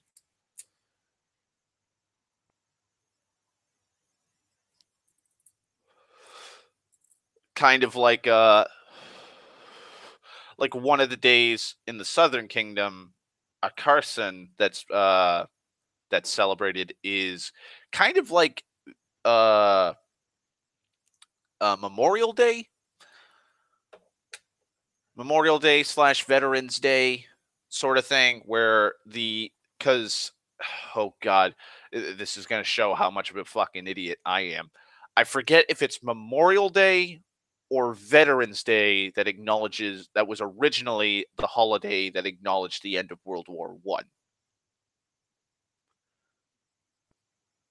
Like like November 11th, like on the 11th day of the 11th month at the 11th hour, the guns fell silent. And people celebrate that monumentous event. And so in my lore, there's a massive war that happens between the gods. Well, the gods, two factions of gods and mortals fight. Okay, so it is Veterans Day. So uh it's known simply as the Great War. Ha ha ha ha. Uh but beyond all the puns, um the Great War happens. The Seven and the Nine, with the mortal races that they created, fight against the Three, which have the mortal, semi-immortal creatures that they've created, and they fought for the fate of the material plane. And so in a Carson, that day is celebrated on the day of the Battle of the Magrius Plain, which is like the pinnacle, like the final battle of that war, where the forces of good triumphed. Other kingdoms celebrate that day, but it's more like, it's more around the time of my original character's coronation, and so they kind of lump in that holiday into, like, they lump in two holidays into one. And so, like, I've written it down that some areas celebrate it as a week-long festival where epics and poems are sung. Like Beowulf is like like, if you take the Beowulf epic and you sing it, like, it takes a long fucking time to sing. And so a lot of historians think that Beowulf was sung like per section of the story, like Grendel's mother and the dragon were sung on separate nights. Stuff like that happens throughout the week. So they sing about certain, like, sections of that war and what was happening, and they sing of the great heroes and the losses, the tragedies, and so forth. But then, like, in a Carson, like, they have a day for when the war ended, and then they have a day for the coronation, when a Carson was reunified and formed back into what it was before it collapsed. So stuff like that is now what I have to sprinkle in here and there to add variety and flavor and fluff. I haven't really been working on castles. This is more of an in thing for Sten. Like, Sten and I were talking about castles and how castles appear and look in fortification and appearance. And I was kind of getting annoyed with well, not annoyed, but more frustrated with myself, because a lot of the stuff is gothic, and at the time of when they were built, we're talking like early Middle Ages, not even near like the Gothic period of our history. And so Sten brought up some pretty good ideas that I've actually placed in as an explanation as to why they look the way they do. But other than that, I haven't been really working on it. I do know I need to remap them. I need to remap the fortifications, the castles. I need to work on city layouts for the major cities.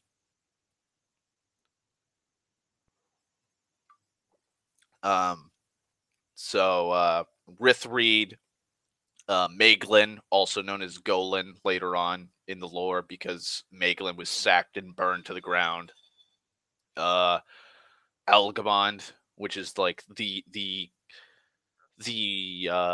I fucking hate saying this, but the Minas Tirith of my lore. It's not as grand. It's not 7 levels, it's 2. And it's more the second level for the majority of it. Oh fuck. Hang on. Thankfully I have this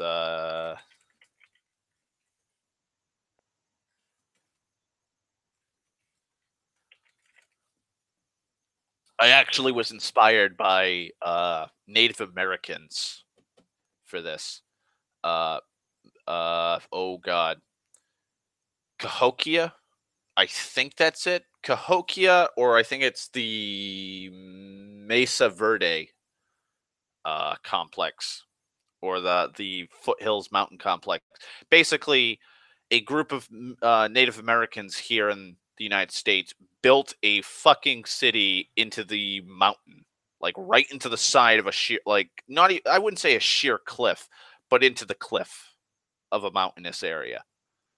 And so the first level of the city is a standard, like, heavy metropolis esque Middle Ages kind of city. The second tier is like a second layer of a city. It's raised, but the majority of the buildings are literally built into the mountainside and splayed out all around it. So a lot of the rich, a lot of mercantile guilds and stuff have uh, just balconies, and the face of the buildings are just part of the mountain cliff side. And the way to get down is you go through the back, because there's because the dwarves were able to carve through the mountain, and so it's kind of like it's a mix of like a dwarven settlement inside the mountain, and then there's like the human aspect of it is on the outside, and that's double tiered. And then you have the Alabaster Keep, and then the Alabaster Tower, which is at the very fucking peak of essentially Mount Everest. Mount Thoris is the name of the actual mountain, but it's essentially like Everest in height. It's just fucking insane how tall this thing is. And the Alabaster Tower is part of the castle, but it's like thousands of feet, or like 1,000 to 2,000 feet. Fucking, or I forget how tall Everest is, but like basically like, I don't know, 4,000 feet above the actual keep itself, that shares the same title of Alabaster. It's basically like a fucking. It's where a lot of holy relics are kept, because like the trek up there is so fucking brutal. Like only the gods would allow you to actually get there. So I gotta map that out. I have to map out the Western Fringe settlements. I have to write down I have to look through all my notes, find out every single town. Okay, Thorpe. I'm gonna go from the category sizes from smallest to biggest. I have to look through all of my notebooks and categorize Thorpes, hamlets, villages, small towns, large towns, small cities, large cities, and metropolises, or metropolises, whatever the fucking plural is for that. But I have to categorize all of them, find out all the ones that are constants, their locations on the map, put them on the map, then map those major ones out. The smaller ones, I'll probably make like 5 to 10 generic maps for each of these towns, and just be like, and just whenever I'm hosting, I'll be like, this is the map, and that's it. Because most of the smaller towns, like, that just crop up here and there and get abandoned, like, I'm not even going to worry about. It's more the established towns that have been established for like centuries that I'm going to be worrying about. I got to worry. I'm working on that. And then once I'm done with that, like those constants, I'm then going to work on ecology. So monsters that are found in certain areas, creatures, magical beasts, so on and so forth. I'm going to be doing a second age table, random encounters table for all the regions individually. Then a third age, and then a fourth age, because the fourth age is where the game would be. Like, if I was to host a game now, it'd be in the fourth age. So do that. Once the ecologies are done and the random tables for that are done, I am then going to do probably the biggest crunch issue, which is magic weapons. And then once that's done, I'll find another constant I need to work on and make sure that that's another concrete pillar. Like, the biggest pillars I have to worry about that I say are the biggest are religion. I have to work on religion and the religious aspects of daily life. I have to work. The magic is the other thing, and how magic works. Like, you have a high fantasy setting, you need to have like your physics in place and the standard status quo of how things operate magically in this world. and then the other thing is history. Those are the three major pillars I want concretely done before I start working on anything else. Like, and the hardest of those pillars and the greatest of those pillars is going to be the historic element. Like, getting all the names, getting all the houses, the holds, clans, tribes, fucking guilds, like getting all of that squared away. Uh what like that's going to be the hardest thing, having all like having deep, like I want fleshed out stuff so that when I make the campaign book, so that people can fucking play this if they so choose, they'll have loads of things they can do.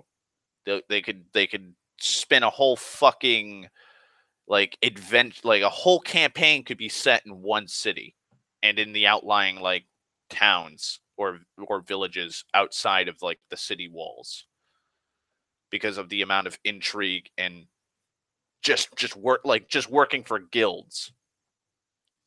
Because the thing I'm really enjoying, or what I really enjoy about a lot of role playing games, and what I find lacking a lot in a lot of role playing games, is that there's some really interesting ideas, but they never fully flesh them out. Like the perfect example I can think of like that is Skyrim, the guilds. Like, I really like the Thieves Guild quest line. It's really interesting. It'd be even more intriguing if there were multiple Thieves Guilds. Like there's multiple guilds working amongst themselves, or having another like having one or two factions or multiple factions trying to oppose the Thieves Guild. Like maybe the Fighters Guild gets hired to capture a thief or thieves. And so now, like, and they get caught. And so now you're tasked with trying to retrieve them or kill them or whatever, so that they, like, the whereabouts of the Thieves Guild are not disclosed. Uh, Having political intrigue, like, oh, well, like, the king wants something stolen. And so he's sent down, like, through through the like, through his lower caste, like, he's sent out like some fucking squire that he took on from another noble house to get you this message. He wants the Thieves Guild to steal something from another noble because he hasn't been paying his taxes. But the king can't just walk into the Thieves Guild and talk about that, because if someone sees him going into, like, if it's, say, like a beggar or somebody who's in league with the Thieves Guild, or another guild that knows about the Thieves Guild, sees the king doing that, then it's going to be an all-out war. So he sent a proxy to discuss this deal. And so you're working for the king who's doing this, and like other things could happen. And so like I want enough intrigue and enough drama underneath the surface, so that any DM that comes in to host a campaign in my setting can go, oh, well, I could totally do this. Like, he's got like 40 different fucking things I can do to set off a campaign. Like, I could have caravanners doing something, and then, oh, look, this guild or this noble or these feuding families are doing this, and that thrusts them into this adventure. Like, oh, the wild men to the north are fucking, they're assaulting like the outpost of Oakhurst. Like, well, we're gonna have to send up, like, I'll send them up as mercenaries, and oh, they caught the eye of a merchant guild, and so the merchant guild wants to send them to this. Like, you could like you could hodgepodge multiple modules, and it will never feel like you're breaking the flow. I guess that's what I'm trying to like aim for. Because if you do certain people will play module based D&D, where they'll just get adventure packets and they'll play, and they'll be like, levels 1 to 3 can do this. And so it's like, oh, hey, you're a caravan, and oh, you got to go to another town, and oh no, goblins attack. and like you're level 2 and you get to level 3, and so the DM's like, oh well, here's a module for 3 to 5, and then it's like, okay, well, this is gonna be awkward. Yeah, so you guys, you defeated those goblins and you get paid by the caravan, and you guys are just walking down the fucking road, and all of a sudden a vampire attacks. And he captures one of the women in your party gets captured because she looks like his long lost love that died centuries ago, and now you have to go rescue her. Like, you see how that flow just dramatically changes? Like, you're doing normal mercenary work to dealing with a fucking vampire that kidnapped one of your party members. And it's like, okay, well, first we were dealing with like normal goblins, and now we're dealing with like supernatural shit. Like, and we weren't prepared for that. But like, I want it so that if you do mercenary work and you catch the eye of a guild, like, the guild's not going to be like, now you have to fight a Balrog. It's going to be like, no, these guys are really good at protecting caravans. We want to hire you to carry like this really rare artifact to one of our other guild houses or one of our charter guilds as a transaction, and you'll be paid a handsome sum for doing so. And then it's like, oh hey, fucking orcs, like I don't know, bandits, brigands find out, and it's a hodgepodge of hobgoblins, orcs, and humans working together, and like they're riding on wargs, and like it's something that you would see as a mercenary, or you would know, like, oh hey, they're riding on horseback. They stole horses, and the orcs and stuff have tamed wargs. So it's not going to be like this massive jump. Like, a lot of the supernatural elements would probably only be dealt with certain supernaturally based uh aspects, like the witch hunters, the Inquisition, the Mage Guild, possibly uh holy orders. You might encounter some supernatural, like, nature based things if you deal with like a group of rangers. Like, there's no guild of rangers or anything. It's just like, oh, look at this, like a few range, like a group of rangers just traveling across the field, like the plains, and the party just encounters them. They're like, hey, like, you know, like, we've been tracking down this weird beast we've never seen. Like, came in through a town, devoured like half the fucking people, and the other half just panicked and ran. You mind helping us out? Party doesn't have to deal with it. They could just be like, nah, it's cool. We're set. And if they go, I don't know, they fucking face off against a Tendrilos, or a fucking uh no, Barghest, nah, no, Barghest. Maybe a Balut, or a Balut. I forget the land shark fucking D&D creature. It's like a mole shark hybrid rhino thing. Like, oh no, it's something like that, or oh no, it's a group of fucking siren harpies. Like, that's why they got scared. Also, Sten, I could see it. I could see goblin bikers that name their bikes wargs. That'd be pretty badass.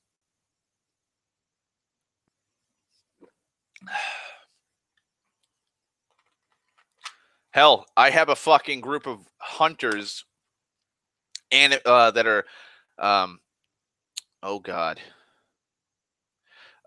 It's Alfonso is his full name. His first full name in Full Metal Alchemist, Alfonso, or just Al. You know how Al's like an animated, like a spirit that's animating a suit of armor.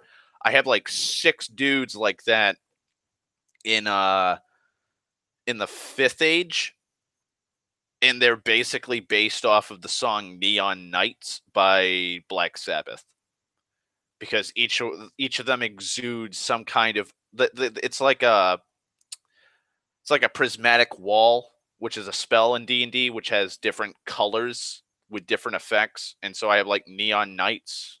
and they ride on like mechanical horses. So that'd be that'd be badass. Neon knights fighting against goblin bikers. That'd be awesome. Especially in a steampunk age, like steampunk bikes. I don't really think I've ever seen a steampunk age bike or motorcycle. That'd be pretty cool. I will jot that down after this stream. But yeah, like that's those are the things I want to do for players and DMs alike. So having like the historical intrigue and elements and stuff so it's fully fleshed out would be really nice. So that's what I'm going to try and work on the last part of that.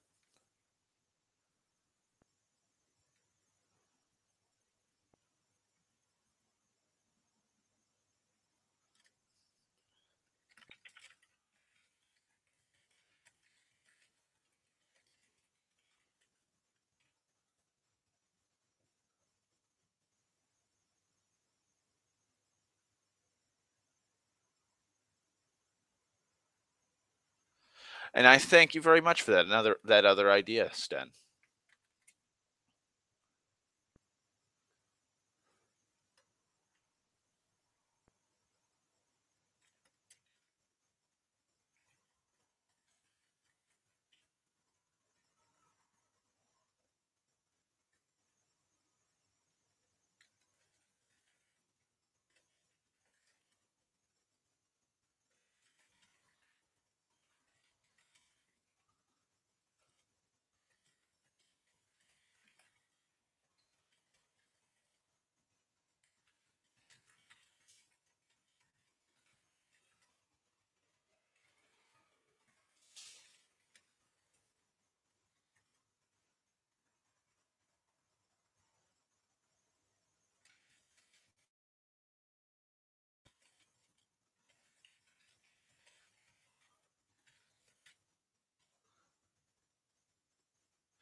Exactly.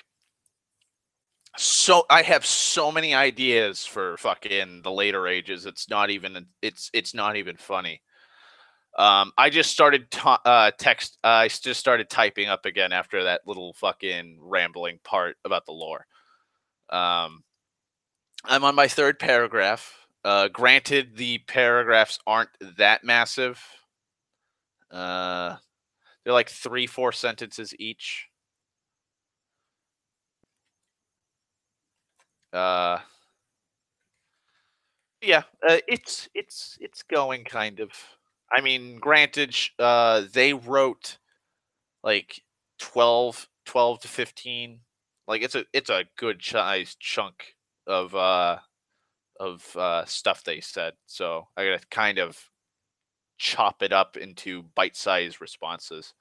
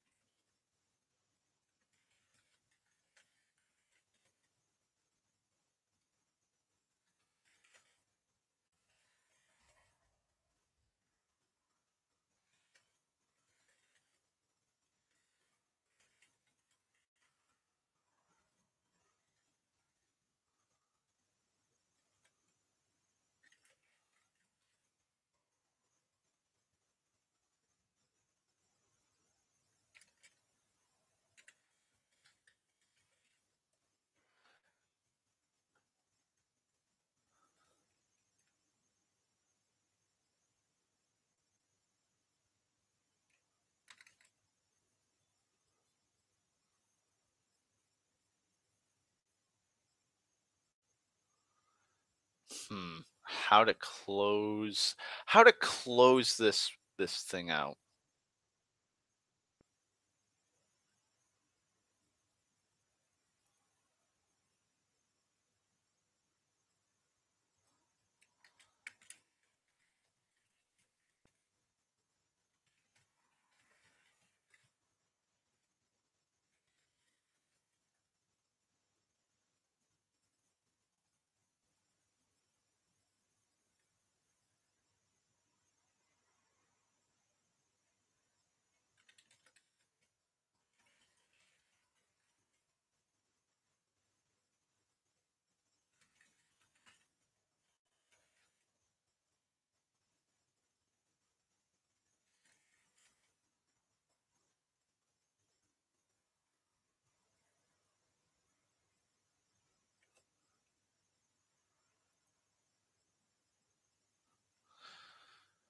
Uh, let's see.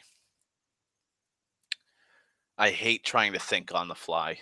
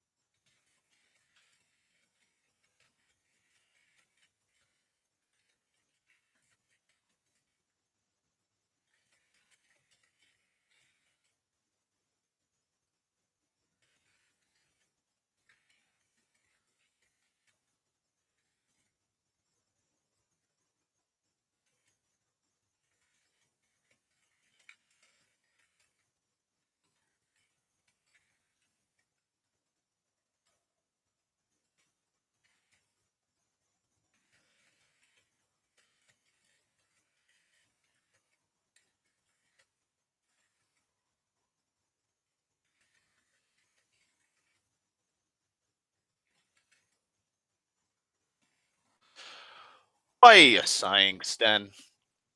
Is it because of my long silence as I type?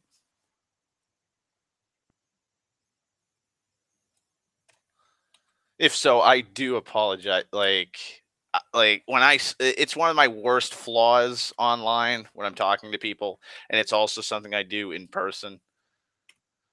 Like, oh god, what the fuck's going on my phone?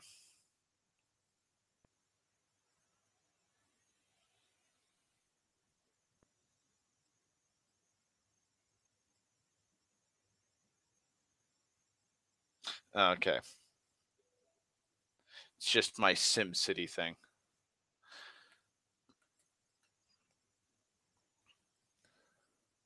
Just SimCity telling me, hey, you got this. Oh, fuck me, man! I failed a mission on that in SimCity. Totally just remembered I did that.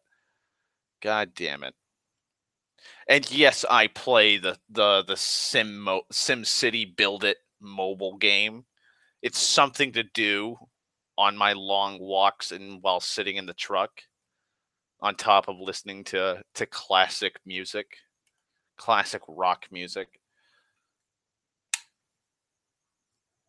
Hopefully the stand doesn't fucking pop back out like it did last night, because for some reason my case stand just kept popping out.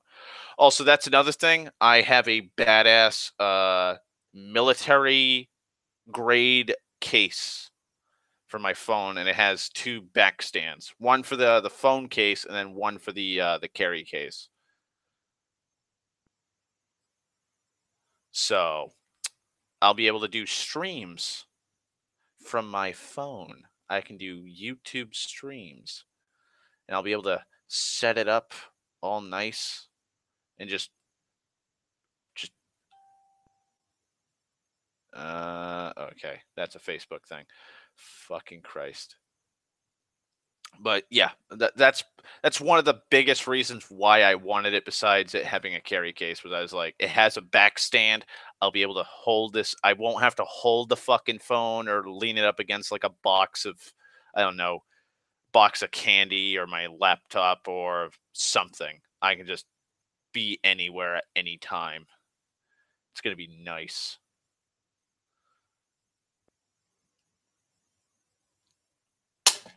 Nope, there goes the stand popping. I gotta figure out what the fuck's wrong with it.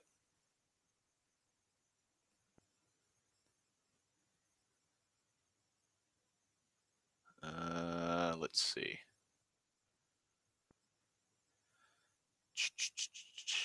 Uh,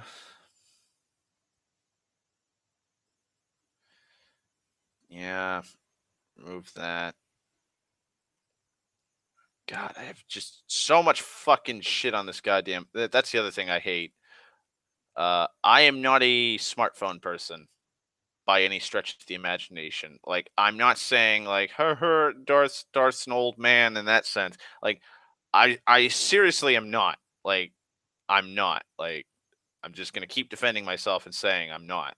I'm not old like that, folks. I'm not. I'm quite tech savvy. I know how things work. I'm hip. I know the beats and the noise and the cool things you youngsters like to listen to. I was young once. It's just I just don't find I just don't understand the appeal, I guess, is what I'm trying to say. I don't get the appeal of why people are always on their fucking smartphones talking to each other. Like yeah, like me too, Sten. I don't get any phone calls unless it's work related. Like if my father calls me, it's like, "Where are you? Are you coming into work today?" and so on and so forth. Like I like nothing else. Nothing else happens on this phone. Like I'll talk on Facebook to people, like friends. That's it. That's all. That's all that fucking happens on this phone. And it's so like it just makes me sit there and wonder and go, how the fuck do people just walk all day looking at their phone, not doing anything else?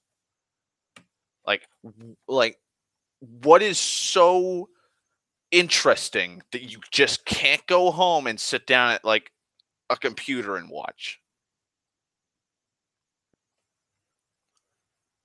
Like, you can't watch that funny clip on like your fucking TV. Well, that's my problem, then. I forget my phone all the time. That's why I bought the clip, like the carry clip for my belt. Like it snaps onto my belts, and I just keep my phone in the case and charge it. And then when it's fully charged, I just keep it in the case. And when I go to work, I'm like, oh, gotta clip that onto my belt. That way, I don't fucking forget my phone today. Like that's the only way I can.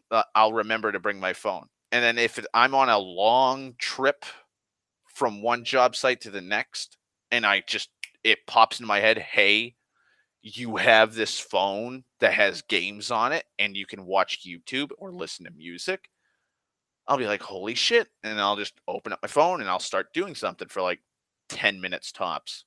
So I was like, oh, I'll grab a couple apps that actually, would would actually be pretty nice to use for like 10 minutes of fun. And so that shit kind of works. Works out pretty nice actually. So I've been playing SimCity Build It, Last Day on Earth, which is a zombie survival game, and then the people who made that game also have another game called Grim Souls, which is like a Dark Souls esque survival game. And I actually haven't been playing that. Like I think the last time I played it was like 2 weeks ago because I've just been too busy with work. Christ, I work 4 hours set, 4 hours on a Sunday. Yeah, this week. Last week I worked all week, barring Sunday. I got off of work at like 4:30, 5 o'clock Saturday. Came home around 7, and then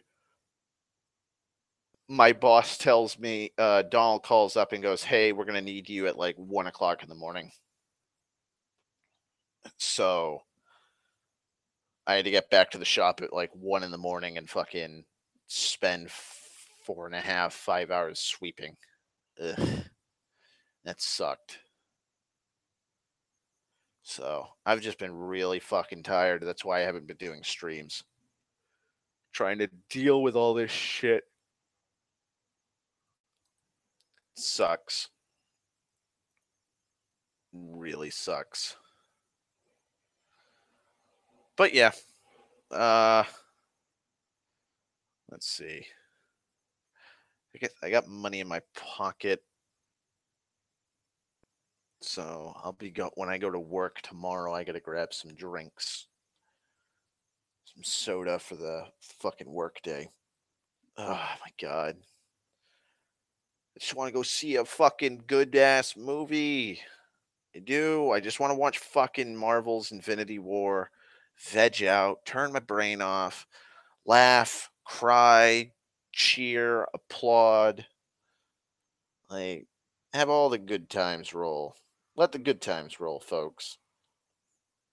And I can't because I have work and a life, and it's just fucking hate it. Ugh. Fuck, am I tired? I will. I'll make you.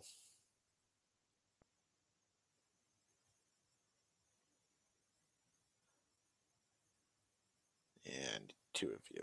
All right. Okay. So I think about little over 2 hours is a good jumping off point here because it is 9 o'clock, and I do need to talk to Sten about something that he hasn't been able to talk about. Plus, I also need to make something to drink because I got cotton mouth like a bastard. So, thank you everybody for coming. Thank you, Sten, for coming as always. One of my moderators. Uh, I'm gonna make a cup of tea. Uh oh. I'm gonna make a cup of tea, and then I will hop onto Skype and I will message you in the chat so we can get this show rolling and find out what happened. So good night, everybody, and I will possibly be seeing you guys tomorrow night or Sunday night, depending. Toodles.